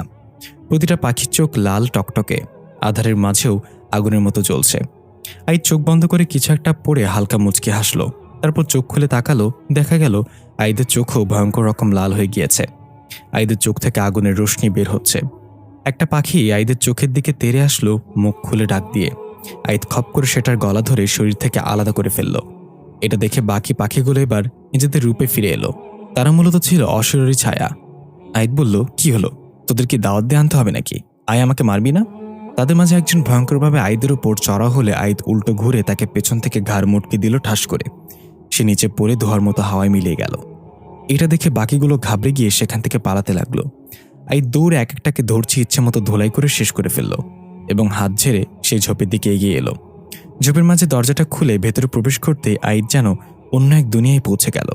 চারিদিকে রক্তলাল মাটির দেয়াল। আইদ ধীরে ধীরে এগিয়ে যেতে লাগলো, সালামের সাথে যোগাযোগ করার চেষ্টা করেও বারবার ব্যর্থ হয়ে যাচ্ছে।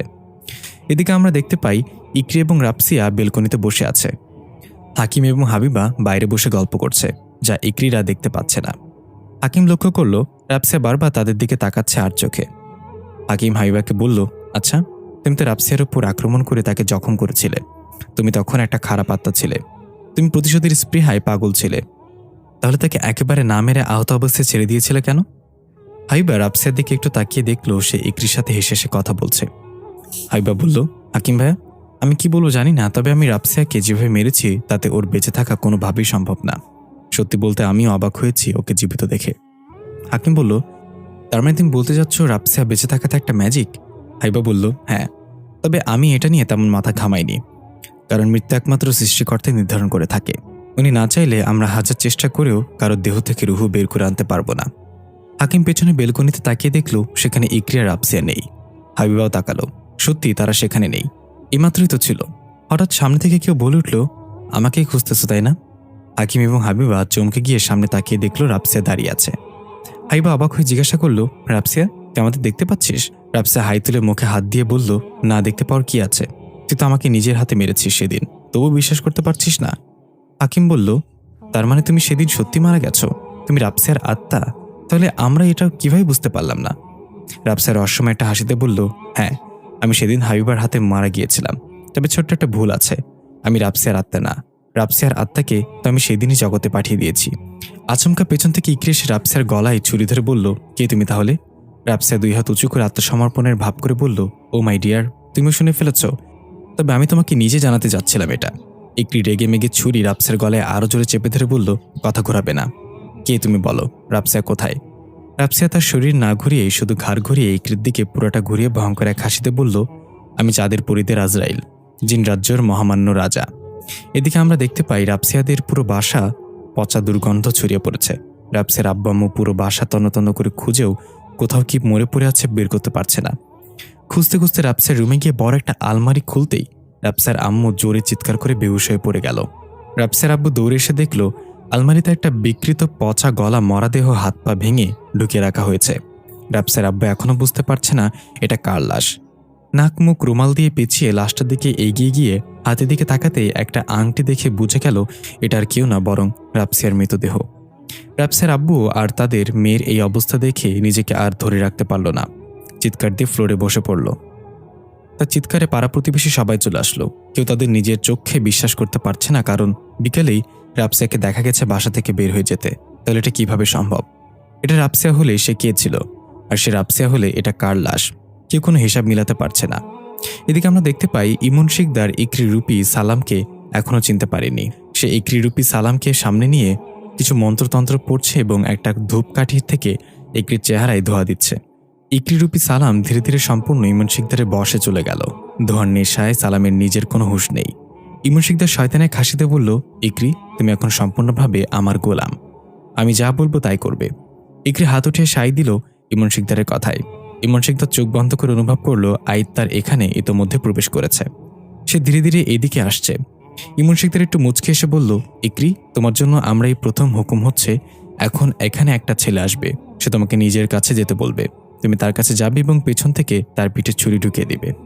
এই বলে ইমন শিকদার ইকরির হাতে একটা ছুরি দিয়ে বলল, এটা নিজের মাঝে লুকিয়ে রাখো। সঠিক সময় আমি যেটা বলেছি সেটা পালন করবে। ইকরি মাথা নুইয়ে রোবটের মতো বলল, ঠিক আছে মালিক। এদিকে রাপসিয়ার রূপে থাকা জিন রাজা সত্যিকারের ইকরিকে বেঁধে ফ্লোরে ফেলে রেখেছে। পাশে হাকিম এবং হাবিবার আত্মা অজ্ঞান হয়ে পড়ে আছে। ইকরি দাঁত কটমট করে বলল, এতদিন তুমি কিভাবে সবাইকে ধোকা দিলে? এমনকি আইদও তোমার আসল রূপ ধরতে পারিনি। কিভাবে করলে এটা? জিন রাজা হেসে বলল, আমি কোনো এরাগেরা জিন না ইকরি, আমি জিন রাজা। এতটুকু ক্ষমতা আমার আছেই। একটু তো ইজ্জত দাও আমাকে। ইকরি তাচ্ছিল্যের হাসি এসে বলল, ইজ্জত তুমি? তুমি যেদিন জন্ম নিয়েছ সেদিন তোমার বাবা মায়ের কাছে সবাই জিজ্ঞাসা করেছে কি হয়েছে, ছেলে নাকি মেয়ে। তোমার বাবা মা বলেছে বেইজ্জতি হয়েছে। এটা শুনে জিন রাজা রেগে আগুনের মতো লাল হয়ে ইকরিকে এক লাথি মেরে উড়িয়ে দেওয়ালের সাথে বাড়ি দিল। ইকরি নিচে থাকা কাচের টেবিলের উপর পড়ল। ইকরি অনেক আহত হলো। জিন রাজা একদম ইকরির সামনে গিয়ে বসে বলল, আমি আমার জাতিকে রক্ষা করার জন্য চাঁদের পরীদের মেরে ফেলছিলাম, কিন্তু তারা আবার পুনর্জন্ম নেওয়ার জন্য তৈরি হয়ে গিয়েছে। আমি এটা হতে দিতে পারি না। আমি শুধু সুযোগ খুঁজছিলাম। এখন আইদ আর ইমন শিকদার মুখোমুখি হবে। তাদের মাঝে যে কোনো একজন বাঁচবে। যে বাঁচবে আমি তাকে মেরে ফেলবো। বাকি থাকলো ফারদিন চৌধুরী। সে আপাতত চুপচাপ বসে খেলা এনজয় করছে, কারণ সে অপেক্ষায় আছে ইমন শিকদার আর আইদের মাঝে যে কোনো একজন মারা যাক, তাহলে সে পুরো শক্তি নিয়ে আত্মপ্রকাশ করবে। ইকরি রক্তমাখা মুখ থেকে থুতু ফেলে অস্পষ্ট গলায় বলল, তুমি কি তোমার জাতিকে বাঁচানোর জন্য চাঁদের পরীদের মেরে ফেলেছ? কিন্তু এই চাঁদের পরীগুলোই তো জীবন ছিল, তাই না? মৃত্যু যন্ত্রণা তাদেরও হয়। কথা তোমার জাতিকে বাঁচানোর জন্য নিজের ইচ্ছাতে বলি হয়েছিল, কারণ তার একটা মন ছিল যা তোমার মাঝে নেই। তুমি এক হৃদয়হীন পাষাণ রাজা। এটা শুনে জিন রাজা নিজের মাঝে একটু কষ্ট অনুভব করল। ইকরি তো ঠিকই বলেছে, চাঁদের পরীরা নিজের ইচ্ছাতেই বলি হয়েছিল। শুধু ফারদিন চৌধুরীর চাঁদের পরীকে জোর করে বলি দেওয়া হয়েছিল, কারণ সে ছিল বদ আত্মা বিশিষ্ট। জিন রাজা ইকরির চেহারায় রক্তগুলো মুছে দিয়ে বলল, আমার কি করা উচিত ছিল তাহলে? নিজের জাতিকে নিঃশেষ হয়ে যেতে দেখা? ইকরি বলল, না রাজা মশাই, তবে আপনার এমন কোনো উপায় খোঁজা উচিত ছিল যাতে চাঁদের পরীদের বাঁচিয়ে রেখেই আপনার জাতিকে কিভাবে বাঁচানো যায়।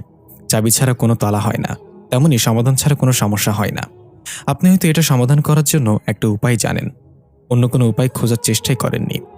রাজা চিন্তিত হয়ে বলল, আমি এভাবে ভেবে দেখিনি। তাহলে কি চাঁদের পরীকে বাঁচিয়ে রেখে আমার জাতিকে বাঁচানো সম্ভব? ইকরি বলল, হ্যাঁ রাজা, আমার বিশ্বাস অন্য কোনো উপায় অবশ্যই আছে। আপনি খুঁজে বের করেন দয়া করে। জিন রাজা ইকরির সারা শরীরে হাত বুলিয়ে দিল। সাথে সাথে ইকরির সব ক্ষতস্থান নিরাময় হয়ে গেল। ইকরি উঠে বসে পড়ল। জিন রাজা গিয়ে বেহুশ হয়ে পড়ে থাকা হাকিম এবং হাবিবার জ্ঞান ফিরালো। হাকিম উঠেই বস্যুশীল মতো কুমফু স্টাইলে হাত উঠে বলল, খবরদার, নড়াচড়া করবেন না। আমি সবাইকে চারপাশ থেকে ঘিরে ফেলেছি। আমি সবাইকে একপাশ থেকে ঘিরে ফেলেছি। জিন রাজা হাসতে হাসতে বলল, তোমার সাথে অন্য কোনো দিন ফাইট হবে বাছা, এখন আমার যেতে হবে। তবে তোমরা আমার সাথে যাবে। ইকরি বলল, আমরা যাবো মানে? কেন? জিন রাজা বলল, যদি কোনো কারণে অন্য কোনো উপাস খুঁজে না পাই, তাহলে আমরা সেটাই করতে হবে যেটা এর আগে করেছি, ইকরিকে মারতে হবে। হাকিম বাধা দিতে চাইলে ইকরি বলল, ঠিক আছে, আমরা যাচ্ছি আপনার সাথে। একজন রাজার উপর বিশ্বাস করাই যায়। রাজারা কখনো বিশ্বাস ভঙ্গ করে না। আমার বিশ্বাস আপনি সর্বোচ্চ চেষ্টা করবেন। জিন রাজা একটু হেসে বলল, কথা দিলাম। আমি চাই না আবার আমার হাতে কারোর মৃত্যু হোক। এদিকে আমরা দেখতে পাই আইদ খুঁজতে খুঁজতে সেখানে পৌঁছে গিয়েছে যেখানে ইমন শিকদার ইকরি রূপী সালমাকে নিজের বশে করে রেখেছে। ইমন শিকদার আইদকে দেখে বলল, ওয়েলকাম মাই অলমাইটি। আমি তোমার জন্য অপেক্ষা করছিলাম। আইদ বলল, না না ইমন শিকদার, তুমি অপেক্ষা করছিলে তোমার শেষ দেখার জন্য। আমি এসেছি তোমাকে শেষ করার জন্য। ইমন শিকদার হেসে বলল, গিভ আপ। আমি হাল ছেড়ে দিয়েছি আইদ, তুমি ইকরিকে নিয়ে যাও। আমি নিজেই চলে যাচ্ছি, কারণ আমি জানি ইকরির মাঝে শুধু কথাই ফিরে আসতে পারবে। তাই আমার মন ভেঙে গিয়েছে। আইদ একটু অবাক হলো, কারণ ইমন শিকদার এত সহজে হার মেনে নিবে এটা আইদ ভুলেও ভাবেনি। আইদ ইকরিরূপী সালমাকে চোখের ইশারায় ডাক দিয়ে তার কাছে যেতে বলল, কারণ আইদ সন্দেহ করছিল ইমন শিকদার কিছু তো একটা প্ল্যান করে রেখেছে, কিন্তু কি সেটা? আগে সালামকে তার কাছ থেকে দূরে আনতে হবে। ইমন শিকদার অদ্ভুতভাবে বলল, যাও ইকরি, আইদ তোমাকে কাছে ডাকছে, যাও নিজের দায়িত্ব পালন করো। ইকরি এক ঝটকায় উঠে হেঁটে গিয়ে আইদের পেছনে দাঁড়ালো। আইদ বলল, সালাম তুই ঠিক আছিস তো? এটা শুনে ইমন শিকদার অবাক হয়ে বলল, সালাম মানে? তখনই ইকরিরূপী সালামের কানে বাজতে লাগলো সেই কথা, সে এখানে আসলে তার পিছে ছুরি ঢুকিয়ে দিবে। সালাম মন্ত্রমুগ্ধের মতো লুকিয়ে রাখা ছুরিটা বের করে ধাপ করে আইদের পিঠে ঢুকিয়ে দিল। আইদ সালামকে ধাক্কা দিয়ে ফেলে হাঁটু গেড়ে বসে পড়ল এবং বলল, সালাম, এটা তুই কি করলি ভাই? ততক্ষণে সালাম তার নিজের রূপে ফিরে এসেছে। এটা দেখে ইমন শিকদার অবাক হলেও তার কাজ তো হয়ে গেছে। সে হাসতে হাসতে আইদের সামনে এসে বুকে লাথি দিয়ে আইদকে ফেলে দিয়ে বলল, এখন হিসাব বরাবর হবে। তুই মরে গিয়ে আত্মা হয়ে ফিরে আসবে আমার মতো, কিন্তু ততদিনে আমি আমার চাঁদের পরীকে ফিরে আনবো। তোমার জন্য রইল অনেক সমবেদনা আইদ আহমেদ। আইদের মুখ থেকে রক্ত বেরোচ্ছে, পিঠে ছুরিটা এখনো বিঁধে আছে। আইদ কাঁপা কাঁপা গলায় বলল, আমি এখনো মরিনি ইমন শিকদার, যতক্ষণ আমার শ্বাস চলবে ততক্ষণ তুমি আমার থেকে নিরাপদ না। ইমন শিকদার বলল, তাহলে তোমাকে তো এখনই মরতে হবে আইদ, অনেক অপেক্ষা করেছে এই দিনটার জন্য। এই বলে ইমন শিকদার আইদের দিকে এগিয়ে গেল। আইদ বলল, আমাকে মেরে ফেললেও তো তোমার কোনো লাভ নেই, ইকরির মাঝে শুধু কথাই পুনর্জন্ম নিতে পারবে। আইদের কণ্ঠ শুনে ধীরে ধীরে সালামের হুঁশ ফিরছে। সালাম ইমন শিকদারের বশ থেকে বের হতে লাগলো। ইমন শিকদার বলল, সেটা আমি জানি, তাই আমি প্রথমে তোমাকে মারবো, তারপর কথাকে মারবো। তুমি বেঁচে থাকলে কথাকে মারতে পারবো না, তাই তোমাকে মরতেই হবে আইদ। ইমন শিকদার আইদের গলায় পা রেখে এক টানে পিঠে থাকা ছুরিটা বের করে ফেলল। আইদ ব্যথায় কুকড়ে উঠল, পিঠ থেকে গলগল করে রক্ত বের হয়ে মাটি ভিজে যাচ্ছে। ইমন শিকদার ছুরিটা হাতে নিয়ে উঁচু করলো আইদের বুকে ঢুকে দেওয়ার জন্য। বিদায় আইদ বলে শয়তানে হাসি দিয়ে ছুরি আইদের বুক বরাবর নিয়ে আসলেই ধাপ করে সালাম এসে ইমন শিকদারের হাত ধরে ফেলল এবং এক ঝটকা ইমন শিকদারকে ছুঁড়ে ফেলে দিল। আইদ ঝাপসা চোখে তাকিয়ে বলল, সালাম। সালামের চোখে ভাসতে লাগলো সে কিভাবে আইদের পিঠে ছুরি ঢুকিয়ে দিয়েছে। সালাম অস্থির হয়ে গেল আর কান্না করতে লাগলো, এটা আমি কি করেছি, কেন করেছি? ওস্তাদ, আমাকে মাফ করে দিন, আমি জানি না আমার কি হয়েছিল। সালাম ইমন শিকদারের দিকে তাকিয়ে বলল, তুই আমাকে দিয়ে এটা করিয়েছিস তাই না? তোকে জাহান্নামে দেখিয়ে ছাড়বো। এই বলে সালাম ইমন শিকদারের দিকে তেড়ে গেল। খুব লড়াই শুরু হলো দুজনের মাঝে, কিন্তু সালাম ইমন শিকদারের সাথে পেরে উঠছে না। সালামকে মেরে আধমারা করে ফেলেছে প্রায়। আইদ কোনো রকম শক্তি সঞ্চার করে উঠে দাঁড়ানোর চেষ্টা করলো। প্রথমবার উঠতে গিয়ে আবার পড়ে গেল। দ্বিতীয়বার উঠে দাঁড়িয়ে নিজের গায়ের জামাটা খুলে ফেললো, তারপর সেটা ক্ষতস্থানে পেঁচিয়ে দিল খুব টাইট করে। ইমন শিকদার সালামের মাথায় আঘাত করছে এক এক করে। সালামের শরীর দেয়ালের মতো ফেটে যাচ্ছে ধীরে ধীরে। আইদ দৌড়ে গিয়ে ইমন শিকদারের মাথায় আঘাত করে তাকে ছিটকে ফেলে দিয়ে বলল, বলেছিলাম না যতক্ষণ আমার শ্বাস চলবে ততক্ষণ তুমি নিরাপদ না। এদিকে আমরা দেখতে পাই জিন রাজা ইকরিকে নিয়ে তার রাজ্যে চলে এসেছে, সাথে হাকিম এবং হাবিবাও আছে। রাজা তার সিংহাসনে বসে জরুরি বৈঠকের ঘোষণা দিতে বলল প্রহরীদের। ঘোষণা শুনে কিছুক্ষণের মধ্যেই রাজপ্রাসাদের সকল উজির এবং রাজার ঘনিষ্ঠ বন্ধুরা হাজির হলো। সেখানে রাজপ্রাসাদের প্রধান তান্ত্রিক উপস্থিত হলো। রাজা সবার উদ্দেশ্যে বলল, আমরা নিজেদেরকে বাঁচানোর জন্য ইতোমধ্যে 3 জন চাঁদের পরীক্ষা হত্যা করেছি। যদিও আমাদের তখন এটাই সঠিক মনে হয়েছিল, কিন্তু আমি উপলব্ধি করেছি তাদেরকে না মেরেও হয়তো আমরা কোনো উপায় বের করতে পারতাম। তারপর রাজা প্রধান তান্ত্রিককে উদ্দেশ্য করে বলল, আপনার হাতে 2 ঘন্টা সময় আছে তান্ত্রিক মশাই। এর মাঝে আপনি এমন কোনো উপায় খুঁজে বের করবেন যাতে চাঁদের পরী পুনর্জন্ম নিলেও জিন জাতি কোনো রকম ক্ষতির সম্মুখীন না হয়। তান্ত্রিক বলল, আপনার হুকুম মহামান্য রাজা, কিন্তু যদি এমন কোনো উপায় খুঁজে না পাই তাহলে কি হবে? রাজা ইকরির দিকে তাকিয়ে বলল, তাহলে সেটাই করব যেটা করা উচিত। এখন আপনি আপনার কাজে লেগে যান। রাজদরবারে কানাঘোষা করা শুরু হয়ে গেল। রাজা জিন জাতির পরোয়া করে না। রাজা এখন মানুষদের নিয়ে ভাবা শুরু করেছে। কেউ কেউ বলল রাজা এখন বৃদ্ধ হয়ে গেছে, তাই রাজার বুদ্ধি লোপ পেয়েছে। আবার কেউ কেউ বলল এখন সময় হয়েছে নতুন রাজা নির্ধারণ করার। রাজা এখানে এসব কথা ঠিকই চলে গেল। রাজা গর্জন করে সিংহাসন থেকে উঠে কর্কশ গলায় বলল, রাজার সিদ্ধান্ত নিয়ে যারা প্রশ্ন তুলবে তাদের শরীর এখান থেকে বের হবে, কিন্তু মাথা বের হবে না। আমি যা বলেছি তাই হবে। রাজার এক গর্জনে সবাই ভয়ে নিশ্চুপ হয়ে গেল। রাজা শান্ত হয়ে ধীর কণ্ঠে ইকরিকে বলল, তোমরা এখন গিয়ে বিশ্রাম করো। তান্ত্রিকের কাছে খবর পাওয়ার পর চূড়ান্ত সিদ্ধান্ত নেওয়া হবে। রাজা একজন প্রহরীকে ইকরিদের মেহমানখানায় নিয়ে যেতে বলল। প্রহরী তাদের মেহমানখানায় নিয়ে গেল। ইকরি বিছানায় বসে পড়ল ঠাস করে। যদি তান্ত্রিক কোনো উপায় খুঁজে না পায় তাহলে তো এটাই শেষ হবে। না জানি আইদ ওদিকে কেমন আছে। এদিকে ইমন শিকদার সালামকে প্রচণ্ডভাবে জখম করে ফেলেছে।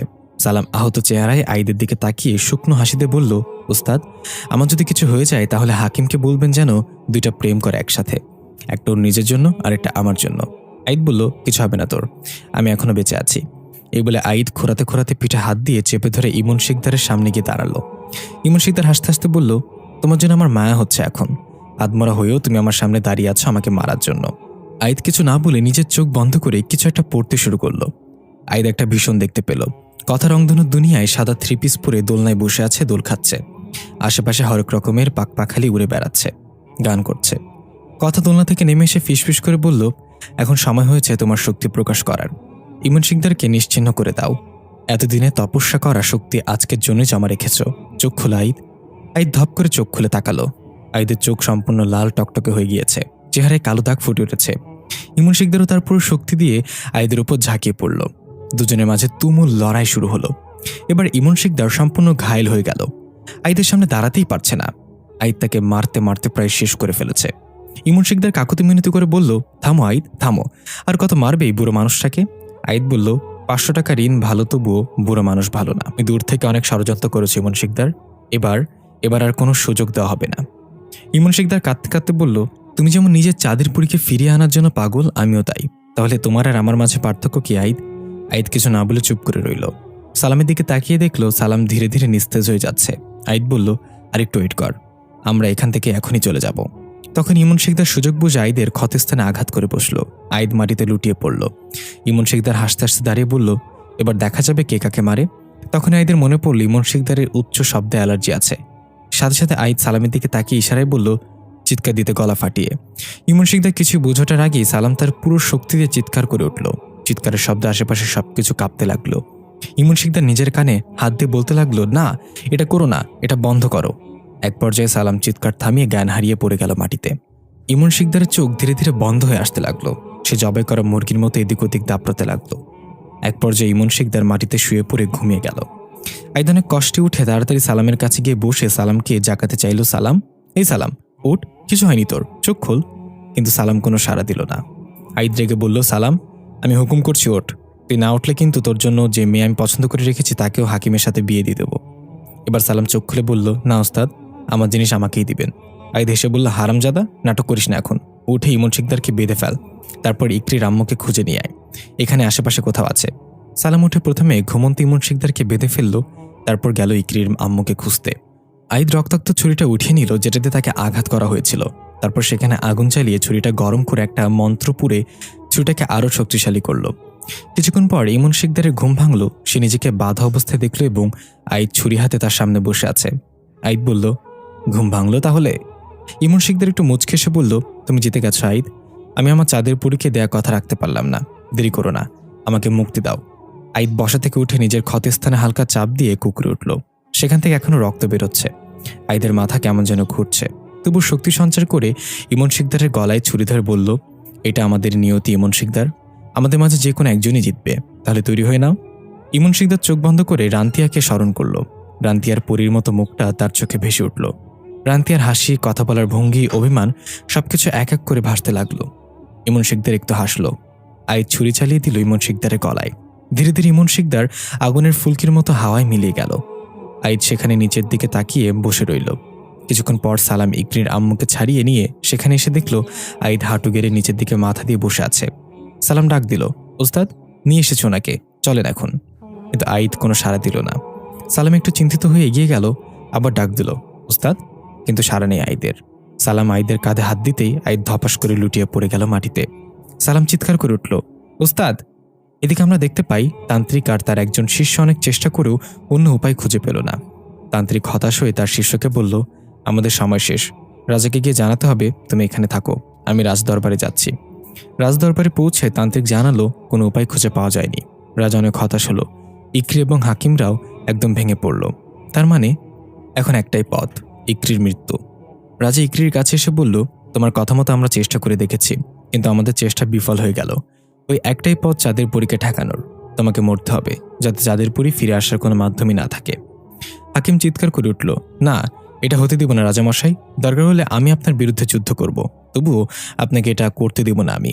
রাজা শান্ত গলায় বলল, যদি অন্য কোনো উপায় থাকতো তাহলে দরকার হলে আমি আমার রাজত্ব ছেড়ে দিতাম, তবু ইকরিকে বাঁচাতাম আমি, কিন্তু আমার হাতে আর কোনো রাস্তায় খোলা নেই বাছা।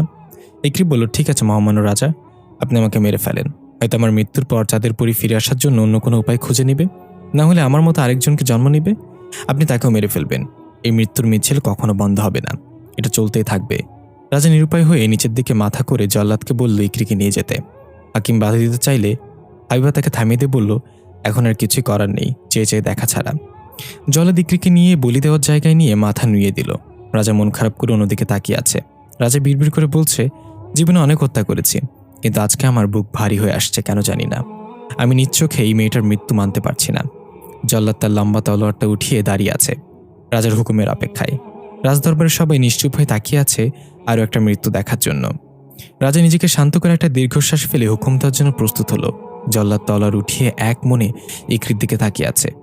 রাজার হুকুম মাত্রই সে ইকরির মাথাটা ধর থেকে আলাদা করে ফেলবে। পুরো রাজদরবার নিস্তব্ধ, কারোর মুখে কোনো কথা নেই, সবাই অধীর আগ্রহে অপেক্ষা করছে রাজার হুকুমের জন্য। অবশেষে রাজা তার ডান হাত মুষ্টিবদ্ধ করে উঁচু শব্দ করে আদেশ দিল, এখন। সাথে সাথে জল্লাদ তলোয়ার দিয়ে ধাপ করে ইকরির ধর থেকে মাথাটা আলাদা করে ফেলল। আইদ ধরফর করে উঠল। আইদের চোখ মুখে একরাশ ভয় এবং আতঙ্ক। দেখা গেল আইদ হাসপাতালের বেডে শুয়ে আছে। আইদের পিঠে ব্যান্ডেজ করা, হাতে স্যালাইন লাগানো। আইদ জেগে উঠে দেখে সালাম দৌড়ে এসে বলল, ওস্তাদ, আপনি ঠিক আছেন তো? কি হয়েছে, আপনাকে এমন লাগছে কেন? আইদ দুই হাত দিয়ে চেহারা মুছে বলল, সালাম, আমি খুব খারাপ একটা স্বপ্ন দেখেছি। ইকরি কোথায় আছে জানতে পেরেছিস? সালাম বলল, হ্যাঁ ওস্তাদ, ইকরিকে জিন রাজা নিয়ে গেছে। রাপসিয়ার রূপ ধারণ করে জিন রাজা ছিল সেটা। রাপসিয়া তো কবেই মারা গিয়েছে। আইদ তাড়াতাড়ি করে নিজের হাতের স্যালাইন পাইপটা টান দিয়ে খুলে ফেলল এবং বলল, সালাম, আমি বাসায় পৌঁছানোর আগে তুই গিয়ে জিন রাজ্যে যাওয়ার সকল প্রস্তুতি সম্পন্ন করে রাখবি, কোনো ভুল যেন না হয়। সালাম আইদের কথা মতো চোখের পলকে সেখান থেকে চলে গেল। আইদ যেতে নিলে ডাক্তার এবং নার্সরা আইদকে বাধা দিচ্ছিল, কারণ আইদ এখনও বিপদমুক্ত না। আঘাতের জায়গায় আবার আঘাত পেলে বড় ধরনের ক্ষতি হয়ে যেতে পারে। কিন্তু আইদ তাদেরকে বলল, আমি এখন না গেলে বেঁচে থেকেও মরে যাব, নিজেকে বাঁচিয়ে রাখতে হলে আমাকে যেতে হবে, প্লিজ আমাকে বাধা দিবেন না। আইদ এক প্রকার জোর করে হাসপাতাল থেকে বের হয়ে গেল। এদিকে আমরা দেখতে পাই ইকরির মৃত্যু সত্যি আইদের দুঃস্বপ্ন ছিল। ইকরি এখনো জীবিত। তান্ত্রিক তার শিষ্যদের সাথে ধ্যানে বসে উপায় খোঁজায় ব্যস্ত। ইকরি এবং হাকিমরা চিন্তিত চেহারায় বসে আছে। ইকরি বলল, হাকিম, আইদের কোনো খবর পেয়েছ? সে কেমন আছে? ইমন শিকদারের কি হলো? হাকিম বলল, না, জিন রাজ্য থেকে পৃথিবীর কারোর সাথে যোগাযোগ করা যায় না সরাসরি, কিন্তু আমি কয়েকবার সালামের সাথে যোগাযোগ করার চেষ্টা করেছি। সালামকে শুধু এতটুকু জানাতে সক্ষম হয়েছে যে আমরা জিন রাজ্যে আছি, তারপর আর যোগাযোগ সম্ভব হয়নি। হাবিবা বলল, তাহলে কি ইমন শিকদার আইদ এবং সালমাকে হারিয়ে দিয়েছে? হাকিম এই প্রথম হাইবার উপর চরম ক্ষিপ্ত হয়ে হাইবার থুতনি চেপে ধরে বলল, খবরদার এটা বলবে না, আমার ওস্তাদ হারতে শেখেনি, দেখবে সময় মতো এখানে চলে আসবে। ইকরি বলল, তাই যেন হয় হাকিম, আমি নিজেকে নিয়ে ভয় পাই না, আমিও চাই আইদ তার চাঁদের পরীকে ফিরে পাক। এদিকে আইদ সরাসরি বাসায় এসে তন্ত্রমন্ত্রের কক্ষে প্রবেশ করল। সালাম জিন রাজ্যে যাওয়ার জন্য সবকিছু প্রস্তুত করে রেখেছে। কক্ষের মেঝেতে বড় একটা বালতিতে পানি পূর্ণ করে রাখা, সে পানিতে গোলাপের পাপড়ি ছিটানো। সালাম বলল, ওস্তাদ, জিন রাজ্যে যেতে হলে আপনাকে এই পানিতে ডুব দিতে হবে এবং যতক্ষণ না সেখানে পৌঁছে যান ততক্ষণ ওঠা যাবে না এবং নিঃশ্বাস নেওয়া যাবে না। যদি মাঝপথে আপনি উঠে যান তাহলে আপনি মারা যাবেন নিঃসন্দেহে। আইদ বলল, যেভাবেই হোক আমাকে এটা করতেই হবে সালাম, জিন রাজা ইকরিকে মেরে ফেলবে, আমি দ্বিতীয়বার চাঁদের পরীকে হারাতে পারবো না। আইদকে বড় বালতির মাঝে নেমে পড়ল। সালাম একটা সুরামদানি থেকে কিছুটা পানিতে মিশিয়ে দিল। এরপর আইদ চোখ বন্ধ করে বড় বড় নিঃশ্বাস নিয়ে সেখানে ডুব দিল। আইদ বুঝতে পারল পানির স্রোত তাকে অনেক দূর নিয়ে যাচ্ছে। আশেপাশে থেকে কিছু অদ্ভুত শব্দ কানে আসছে। আইদ চোখ না খুলে একদম অপেক্ষা করতে লাগলো। আইদের নিঃশ্বাস প্রায় শেষ হয়ে আসছে, এখনো স্রোতের টানে কোথাও যেন ছুটে চলেছে আইদ, আর থাকা যাচ্ছে না, এই বুঝি দম বন্ধ হয়ে যাচ্ছে পানির নিচে। তখনই আইদ আছড়ে গিয়ে পড়ল একটা গাছের ছায়ায়। আইদ কাশতে কাশতে দম নিতে লাগলো। আইদের আগেই সেখানে সালাম চলে এসেছে। সালাম এসে তাড়াতাড়ি তার মুখ থেকে গরম হাওয়া বের করে আইদকে উষ্ণ করে তুলল। আইদ স্বাভাবিক হয়ে বলল, আমরা কি চলে এসেছি সালাম? সালাম বলল, হ্যাঁ ওস্তাদ, একটু সামনে রাজপ্রাসাদ, চলেন তাড়াতাড়ি, আমাদের হাতে সময় নেই। এদিকে আমরা দেখতে পাই তান্ত্রিক ধ্যানে বসে যেই রাস্তায় যাচ্ছে উপায় খোঁজবার জন্য সেই রাস্তায় চাঁদের পরীর কাটা মাথা পড়ে আছে। তার মানে চাঁদের পরীর মৃত্যু ছাড়া অন্য কোনো উপায় নেই। তান্ত্রিকের জন্য রাজার বেঁধে দেওয়ার সময় ফুরিয়ে আসছে, সত্যি সত্যি অন্য কোনো উপায় খুঁজে পাওয়া গেল না। তান্ত্রিক ব্যর্থ হয়ে চলে গেল রাজদরবারে। সেখানে সবাই উপস্থিত, ইকরিরা অপেক্ষা করে আছে তান্ত্রিকের খবরের জন্য। রাজা সিংহাসনে সমাহীন। তান্ত্রিক মাথা নিচু করে রাজদরবারে প্রবেশ করল। রাজা গম্ভীর গলায় জিজ্ঞেস করল, তান্ত্রিক বলো আমাদের। তান্ত্রিক ব্যর্থ গলায় বলল, মাফ করবেন রাজা, আমি যে রাস্তায় গিয়েছি সেই রাস্তায় চাঁদের পরীর মৃত্যু ছাড়া কোনো উপায় খুঁজে পাইনি। রাজা হতাশ হয়ে ইকরির দিকে তাকালো। ইকরির শেষ আশাটাও নিঃশেষ হয়ে গেল। এখন মৃত্যু ছাড়া আর কোনো রাস্তা নেই। রাজা অনেক কষ্টে ঘোষণা দিল, তাহলে তাই হবে। এখন আগে যা হয়েছিল, চাঁদের পরীর ফিরে আসার মাধ্যমেই মানব মেয়েকে বলি দেওয়া হবে। তখনই সেখানে একটা কণ্ঠ বলে উঠল, আমি বেঁচে থাকতে এটা কখনো হতে দেব না।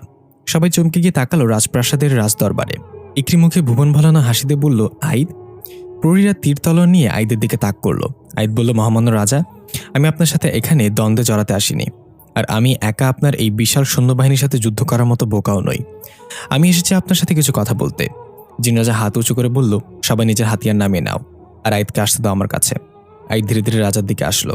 আইদের ক্ষতস্থান থেকে রক্ত বের হচ্ছে, জামা ভিজে যাচ্ছে, সেদিকে আইদের কোনো খেয়াল নেই। একটু আইদের দিকে এক আকাশ সমান আশা নিয়ে তাকিয়ে আছে। আইদ জিন রাজার সামনে দাঁড়িয়ে কুর্নিশ প্রদান করল। রাজা বললেন, বলো কি বলতে চাও, আমি শুনছি। আইদ বলল, আমি জানি আপনি যা করছেন তা আপনার জাতিকে রক্ষা করার জন্য করছেন, কিন্তু আমি আপনাকে বলতে চাই, একটু আগে আমি ইমন শিকদারকে তার ঠিকানায় পাঠিয়ে দিয়ে এসেছি। আমার সামনে যদি এমন 100 ইমন শিকদারও আসে, আমি তাদের সবাইকে শেষ করব। চাঁদের পরীর পুনর্জন্ম নেওয়ার জন্য সম্পূর্ণ প্রস্তুত। আপনি যদি আপনার জাতিকে বাঁচানোর জন্য ইকরিকে মারতে চান, তাহলে আমি ইকরিকে বাঁচানোর জন্য আপনার সাথে যুদ্ধ ঘোষণা করছি এই মুহূর্তে। রাজা প্রচণ্ড ক্ষিপ্ত হয়ে সিংহাসন থেকে উঠে গর্জন করে বলল, তুমি ভুলে যেও না কার সামনে দাঁড়িয়ে আছো। আমি জিন জাতির মাঝে সবচেয়ে বড় গোষ্ঠী কাজ্জাম জিনদের রাজা। আইদ গর্জন করে বলল, আপনি যদি রাজা হন তাহলে আমি চাঁদের পরীর রক্ষক। আমি আমার শেষ নিঃশ্বাস থাকা অব্দি আপনার সাথে যুদ্ধ চালিয়ে যাব। রাজা ক্ষিপ্র হয়ে বলল, প্রহরী, বন্দী করে এই মানব সন্তানকে। রাজার সাথে বেয়াদবি করার জন্য তার মৃত্যুদণ্ড কার্যকর করা হবে, তবে তার আগে ওই মেয়েকে বলি দিতে হবে। প্রহরীরা আইদকে বন্দী করতে আসলে আইদ তাদের উপর নিজের পুরো শক্তিতে আক্রমণ করল। সাথে সালাম ও হাকিমও যোগ দিল। মুহূর্তের মাঝে রাজার দরবারে বিশৃঙ্খলা দেখা দিল। লড়াইয়ের মাঝে সাধারণ জিনেরা যে যার মতো ছুটে পালাতে লাগলো। রাজার আগে গড়গড় করতে করতে সিংহাসনে হাত দিয়ে চাপাচ্ছে আর আইদের দিকে হিংস্র পশুর মতো তাকিয়ে আছে। আইদের সাথে সাধারণ প্রহরীরা কিছুতেই পেরে উঠছে না। আইদ এত বছর সাধনা করে জিনদের সাথে লড়াই করার যত কৌশল শিখেছে তাদের লড়াই চালিয়ে যাচ্ছে। এক পর্যায়ে শক্তিশালী সৈন্যরা এগিয়ে আসতে চাইলে রাজা হাতের ইশারায় তাদেরকে থামিয়ে দিল এবং নিজে উঠে গিয়ে আইদকে প্রচণ্ডভাবে আঘাত করতে লাগলো। আইদ রাজার সাথে কোনোভাবেই পেরে উঠছে না। রাজা আইদকে মেরে আধমরা করে ফেলল। ইকরি চিৎকার করে বলল, আর মারবেন না আইদকে, আপনি আমাকে মেরে ফেলুন, তবু আইদকে ছেড়ে দিন, দয়া করুন রাজা। রাজা নিজেকে শান্ত করে তারপর প্রহরীদের বলল, একে শিকল দিয়ে বেঁধে রাখো, ওই মেয়েকে এর সামনে বলি দেওয়া হবে। তারপর ওকেও মেরে ফেলা হবে। সালাম এবং হাকিমকে আটকে ফেলা হলো। আইদ ঝাপসা চোখে দেখতে পাচ্ছে ইকরিকে বলি দেওয়ার জন্য নিয়ে যাওয়া হচ্ছে টেনে হিচড়ে। আইদ বিড়বিড় করে বলছে, আমি কাউকে ছাড়বো না, ওকে ছেড়ে দাও। একটি চোখে পানি নিয়ে বলির স্থানে মাথা রাখলো। জল্লাদ তার তলার উঁচু করে দাঁড়িয়ে আছে। রাজা গিয়ে সিংহাসনে বসলো, তারপর হুকুম দেওয়ার জন্য ডান হাত উঁচু করলো। রাজার চেহারায় প্রচণ্ড ক্ষোভ দেখা যাচ্ছে। আইদের দুঃস্বপ্নের পুনরাবৃত্তি হতে চলেছে। তার মানে জল্লাদ এখন ইকরির মাথার ধর থেকে আলাদা করে ফেলবে। রাজা হাত নামিয়ে বলল, এখন। জল্লাদ তলর নামালো ইকরির মাথা বরাবর। আইদ তার পুরো শক্তি দিয়ে চিৎকার করে উঠল। হাকিম এবং সালাম নিজেদের চোখ বন্ধ করে ফেলল। তখন একটা আগুনের তীর এসে জল্লাদের হাতে থেকে তলোয়ার ফেলে দিল। সবাই হতবাক। রাজা প্রচণ্ড রেগে চিৎকার করে বলে উঠল, কার এত বড় সাহস আমার হুকুমের বিরোধিতা করার? তখনই সবার চোখ গেল রাজকুমারের মতো একটা ছেলে রাজকীয় ধনুক হাতে রাজদরবারের মাঝে দাঁড়িয়ে আছে চোখ বন্ধ করে। ইকরি মাথা উঠিয়ে দাঁড়িয়ে পড়ল। আইদ চোখ মেলে তাকালো। ছেলেটা তার চোখ খুলে রাজার দিকে তাকিয়ে বলল, আমার এত বড় সাহস মহামান্য রাজা? ছেলেটার কপালে আরেকটা চোখ ভেসে উঠল। রাজা অবাক হয়ে বলল, 3 চোখওয়ালা জিনদের রাজকুমার গালিব, তুমি এখানে কিভাবে, কেন? রাজকুমার গালিব তার ধনুকটা একজনের হাতে দিয়ে হাওয়ায় ভেসে রাজার কাছে এসে মাথা নুইয়ে কুর্নিশ করল। রাজা গালিবের মাথায় হাত দিয়ে বলল, তোমার বাবা মানে রাজা তাবরিজ কেমন আছেন? গালিব বলল, উনি পুরোপুরি ঠিক আছে, তবে আমার মনে হয় আপনি ঠিক নেই। আপনার কার্যম রাজ্য ঠিকঠাক মতো চলছে না। রাজা একটু ধমক দিয়ে বলল, কি বলতে চাও তুমি? আর তোমার এখানে আসার কারণ কি? গালিব বলল, এখনই জানতে পারবেন। এই বলে কাউকে ডাক দিল। ইন্নাত। ভিড়ের মাঝখান থেকে একটা 5-6 বছরের ফুটফুটে মেয়ে বেরিয়ে আসলো হাসি মুখে। রাজকুমার গালিব তাকে কলিনে বলল, এই হলো আমার মেয়ে ইন্নাত, আর ও একজন চাঁদের পরী। এটা শুনে রাজা সবাই অনেক অবাক হয়ে গেল। তার মানে চাঁদের পরী জীবিত আছে? এটা কিভাবে হতে পারে? রাজকুমার গালিব বলল, আগে সবকিছু নিয়ন্ত্রণে নিয়ে আসেন মহামান্য রাজা। ওই ছেলেকে ছেড়ে দেন, আর চাঁদের পরীর জন্য যেই মেয়েকে বলি দিতে যাচ্ছিলেন তাকেও ছেড়ে দেন।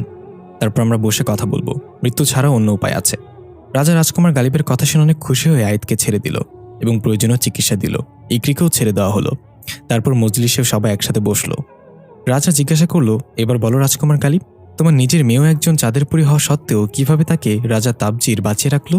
গালিব বলা শুরু করলো, আমি একজন মানব মেয়েকে বিয়ে করেছিলাম যার নাম ছিল আফরিন, আর এই কারণেই আমার সন্তান পায়ের তলায় চাঁদের চিহ্ন নিয়ে জন্ম নিয়েছে। আমার বাবা তার রাজ্যের অর্ধেক জিন হারাতে প্রস্তুত ছিল, কিন্তু তার নাতনিকে মারতে প্রস্তুত ছিল না। কিন্তু আমি সেটা হতে দিতে পারি না। নিজের সন্তানের জন্য আমার রাজ্যের অর্ধেক জিন মারা যাবে এটা মানা যায় না। আমি দিনরাত ধ্যানে বসে রইলাম উপায় খুঁজে বের করার জন্য। কোনোভাবেই মৃত্যু ছাড়া অন্য কোনো উপায় পাচ্ছিলাম না। অবশেষে অনেক তপস্যা করার পর আমার তৃতীয় চোখে ধরা দিল একটা উপায়, যে উপায়ে চাঁদের পরীর মৃত্যু ছাড়াও অর্ধেক জিনজাতি বাঁচানো সম্ভব। এটা শুনে রাজস্ব সবাই কৌতূহল নিয়ে গালিবের দিকে তাকিয়ে রইল। গালিব তার মেয়ে ইন্নাতের কপালে চুমু খেয়ে বলল, সেই উপায়টা হলো চাঁদের পরীকে আগুনের কুণ্ডলীর মধ্য দিয়ে পার হতে হবে। যদি তার মন পরিষ্কার থাকে তাহলে সে কুণ্ডলী পার হয়ে একজন সাধারণ মানুষ হয়ে সেখান থেকে বের হয়ে আসবে। এতে করে সে তার মাঝে থাকা সকল অলৌকিক শক্তি হারিয়ে ফেলবে, সম্পূর্ণরূপে একজন মানুষ হয়ে যাবে। তার জন্য কোনো জিন ক্ষতিগ্রস্ত হবে না। আর যদি তার মন পরিষ্কার না থাকে, সে যদি তার শক্তি হারাতে না চায়, সে যদি একজন সাধারণ মানুষ হিসেবে আত্মপ্রকাশ করতে দ্বিধাবোধ করে, তাহলে সে ওই আগুনে পুড়ে কয়লা হয়ে যাবে। এবার আইদ বলল, তাহলে আমি কিভাবে বুঝবো আমাদের চাঁদের পরীর মন পরিষ্কার কিনা? গালিব বলল, এটা বোঝার কোনো উপায় নেই, সম্পূর্ণ তার মনের উপর নির্ভর করবে। এখন তুমি যদি চাও তাহলে আমি নিজে তোমার চাঁদের পরীকে এই মেয়ের মাঝে ফিরিয়ে আনবো। তারপর এই উপায়ে তাকে বাঁচাতেও পারবো, আবার মারতেও পারবো। এটা একমাত্র উপায়। রাজা বলল, তুমি এতটা নিশ্চিত কিভাবে রাজকুমার গালিব? গালিব বলল, কারণ ইন্নাতের যখন 4 বছর বয়স তখন প্রথম চন্দ্রগ্রহণ ছিল ওর জীবনের। সবাই ভয়ে ছিল এই বুঝি 3 চোখওয়ালা জিন রাজ্য থেকে অর্ধেক জিন মারা যাবে। কিন্তু আমি এই পদ্ধতির মাধ্যমে সেদিন ইন্নাতকেও বাঁচিয়ে নিয়েছিলাম, আমার রাজ্যকেও বাঁচিয়ে নিয়েছি। আইদ বলল, আমি এটা করতে রাজি আছি। এখন এটা ছাড়া আর কোনো অপশন নেই। ইকরি, তুমি কি আমাকে সাহায্য করবে? ইকরি বলল, এমনিতেও আমি এটা করার জন্য প্রস্তুত ছিলাম। আমি জানি আপনার মন সবসময় চাঁদের পরীর জন্য অস্থির থাকে। আমার জন্য আপনার মনে কোনো ফিলিংস নেই। তবু আমি আপনার সাথে না থাকতে পারি, অন্তত আমার শরীরটা তো থাকবে, এতে আমি খুশি। পাশ থেকে সালাম হাকিমের কানে গিয়ে বলল, লাইলা মজনু কাঁদিয়ে ছাড়বে ভাই, টিস্যু পেপার রেডি আছে তো? হাকিম একটু চোখ বড় করে তাকালো সালামের দিকে। গালিব রাজের অনুমতি নিয়ে তারা কাজ শুরু করলো। রাজিকে আগুনের কুণ্ডলী প্রস্তুতের কাজে প্রহরীদের বুঝিয়ে দিচ্ছে। ফ্লোরের মাঝে ইকরিকে শুয়ে দিয়ে গালিব আইদ ইকরির হাত শক্ত করে ধরে আছে। গালিব বলল, চাঁদের পরী যখন ইকরির শরীরে প্রবেশ করবে তখন ইকরির আত্মা তার শরীর থেকে বের হয়ে যাবে। তখন তুমি ওর হাতে ভুলেও ছাড়বে না আইদ, কারণ তোমার স্পর্শ বিচ্ছিন্ন হয়ে গেলে ইকরির মাঝ থেকে দুজনের আত্মাই বেরিয়ে যাবে। আইদ বলল, আপনি চিন্তা করবেন না রাজকুমার গালিব, আমি মরে গেলেও ইকরির হাত ছাড়ব না। গালিব তার কাজ শুরু করে দিল। রংধনুর 7 রং ছিটিয়ে দিল ইকরির ওপর। এক ধরনের নীল রঙের পানি একটা পাতের উপর নিয়ে ইকরিকে পান করিয়ে দিতেই ইকরি চলে গেল অন্য জগতে। এখানে আশেপাশে শুধু রং বেরঙের মেঘের মতো ধোঁয়া উঠছে। এটাই হলো রংধনুর দুনিয়া। ইকরি এক জায়গায় দাঁড়িয়ে চোখ ঘুরিয়ে ঘুরিয়ে তাকাচ্ছে। হঠাৎ পেছন থেকে কেউ কাঁধে হাত রাখতেই ইকরি চমকে গিয়ে তাকালো। সেই চাঁদের পরীর মতো স্বচ্ছ একটা মেয়ে দাঁড়িয়ে আছে হাসি মুখে। মেয়েটা বলল, তোমাকে আয়াত পাঠিয়েছে তাই না? ইকরি বলল, তুমিই তাহলে চাঁদের পরী? কথা মাথা নাড়িয়ে হ্যাঁ সূচক জবাব দিয়ে ধীরে ধীরে ধোয়ার মতো হয়ে ইকরির শরীরে মিশে যেতে লাগলো। এদিকে বাস্তব দুনিয়ার ইকরি ছটফট করা শুরু করলো। আয়াত যেন ইকরির হাত ধরে রাখতে পারছে না। এক পর্যায়ে ইকরির মুখ থেকে সুন্দর একটা প্রজাপতি বের হলো। গালিব বলল, ভালো থেকো ইকরি। প্রজাপতিটা উড়ে চলে গেল এক অজানা গন্তব্যের দিকে। ইকরি এখনো চোখ বন্ধ করে শুয়ে আছে। আয়াত বলল, ইকরি চোখ খুলতেছ না কেন? গালিব বলল, একটু দাঁড়াও, এখনই ফিরে আসবে। বলতে না বলতে ইকরি চোখ খুলে তাকালো। আয়াত খুশি হয়ে বলল, কথা? ইকরি মাথা নাড়িয়ে সায় দিল। তার মানে ইকরির মাঝে এখন কথা চলে এসেছে। গালিব বলল, তাড়াতাড়ি আমাদের কাজ সম্পন্ন করতে হবে। আয়াত, তুমি কথাকে সবকিছু বুঝে আগুনের কুণ্ডলীর কাছে নিয়ে আসো। আয়াত কথাকে সবকিছু বুঝিয়ে বলল। কথা রাজি হয়ে গেল এবং বলল, আমার এসব শক্তির দরকার নেই, আমি তো শুধু তোমার সাথে থাকতে চাই। আয়াত অনেক খুশি হয়ে গেল। রাজা আগুনের কুণ্ডলী সাজিয়ে দাঁড়িয়ে আছে। আয়াত কথাকে নিয়ে সেখানে আসলে রাজা বলল, এখন তোমার চূড়ান্ত পরীক্ষা দেওয়ার সময়। কথা বলল, হ্যাঁ, আপনি তো দাঁড়িয়ে আছেন আমাকে আবার মারার জন্য। রাজা একটু হেসে বলল, রাজকুমার গালিব না আসলে এবারও তাই হতো। এখন যা করা দরকার তাই করো, দোয়া করি বেঁচে ফেরো। কথা আয়াতকে বিদায় জানিয়ে সবার দিকে তাকিয়ে হালকা মুচকি হেসে ধীর পায়ে আগুনের কুণ্ডলিতে প্রবেশ করল। কথা চিৎকার করে উঠল। আয়াত ভয় পেয়ে বলল, রাজকুমার গালিব, এটা কি হচ্ছে? কথা কি ঠিক আছে? গালিব বলল, একটু অপেক্ষা করো বয়, দেখো কি হয়। প্রায় অনেকক্ষণ গেল, কিন্তু কথা আগুনের কুণ্ডলি থেকে বের হলো না। সবার চেহারায় চিন্তার ছাপ। তাহলে কি কথার মন পরিষ্কার ছিল না? আয়াত অধীর আগ্রহে তাকিয়ে আছে। তখনই সবাইকে চমকে দিয়ে বের হয়ে এলো কথা একজন সাধারণ মানুষের বেশে। সবার মুখে হাসি ফুটল। আয়াত দৌড়ে গিয়ে কথাকে জড়িয়ে ধরল। সালাম বলল, এই সবাই চোখ বন্ধ কর, এসব বাচ্চাদের জন্য না। হাকিম বলল, এখানে তুই ছাড়া সবাই বড়। জিনরাজা রাজকুমার গালিবকে জড়িয়ে ধরে বলল, অনেক অনেক ধন্যবাদ তোমাকে। এত শত বছরের মৃত্যুর নিয়ম তুমি আজ বদলে দিলে। সত্যি তুমি ভবিষ্যতে 3 চোখওয়ালা জিনদের যোগ্য রাজা। গালিব তার মেয়ে ইন্নাতকে কোলে নিয়ে সবার কাছ থেকে বিদায় নিল। আয়াত দৌড়ে এসে গালিবের হাতে চুমু খেয়ে বলল, আমি চিরদিন আপনার কাছে কৃতজ্ঞ থাকব। গালিব একটু হেসে আয়াতের কানের কাছে গিয়ে বলল, তোমার কাছে খুচরা 50 টাকা হবে? যাওয়ার ভাড়া নেই আমার কাছে। আয়াত হেসে বলল, আপনি তো আমার মতোই ভাই। গালিব ভ্রু কুঁচকে তাকালে আয়াত জিহ্বায় কামড় দিয়ে বলল, সরি, আমি আপনার মতো। গালিব একগাল হেসে বলল, তাহলে ভালো থেকো তোমরা, আমার যাওয়ার সময় হয়েছে। আয়াত ইন্নাতের গাল টেনে জিজ্ঞাসা করলো, মাই লিটল চাঁদের পরী, তোমার কি লাগবে বলো? ইন্নাত তোতলানো কণ্ঠে বলল, আমার একটা মা লাগবে। গালিব বলল, মামুনি এসব বলে না। তাহলে আমরা এখন যেতে পারবো না। গালিব চলে যাচ্ছে। আয়াত পেছন থেকে ডাক দিয়ে বলল, রাজকুমার গালিব, ইন্নাতের মা কোথায় এখন?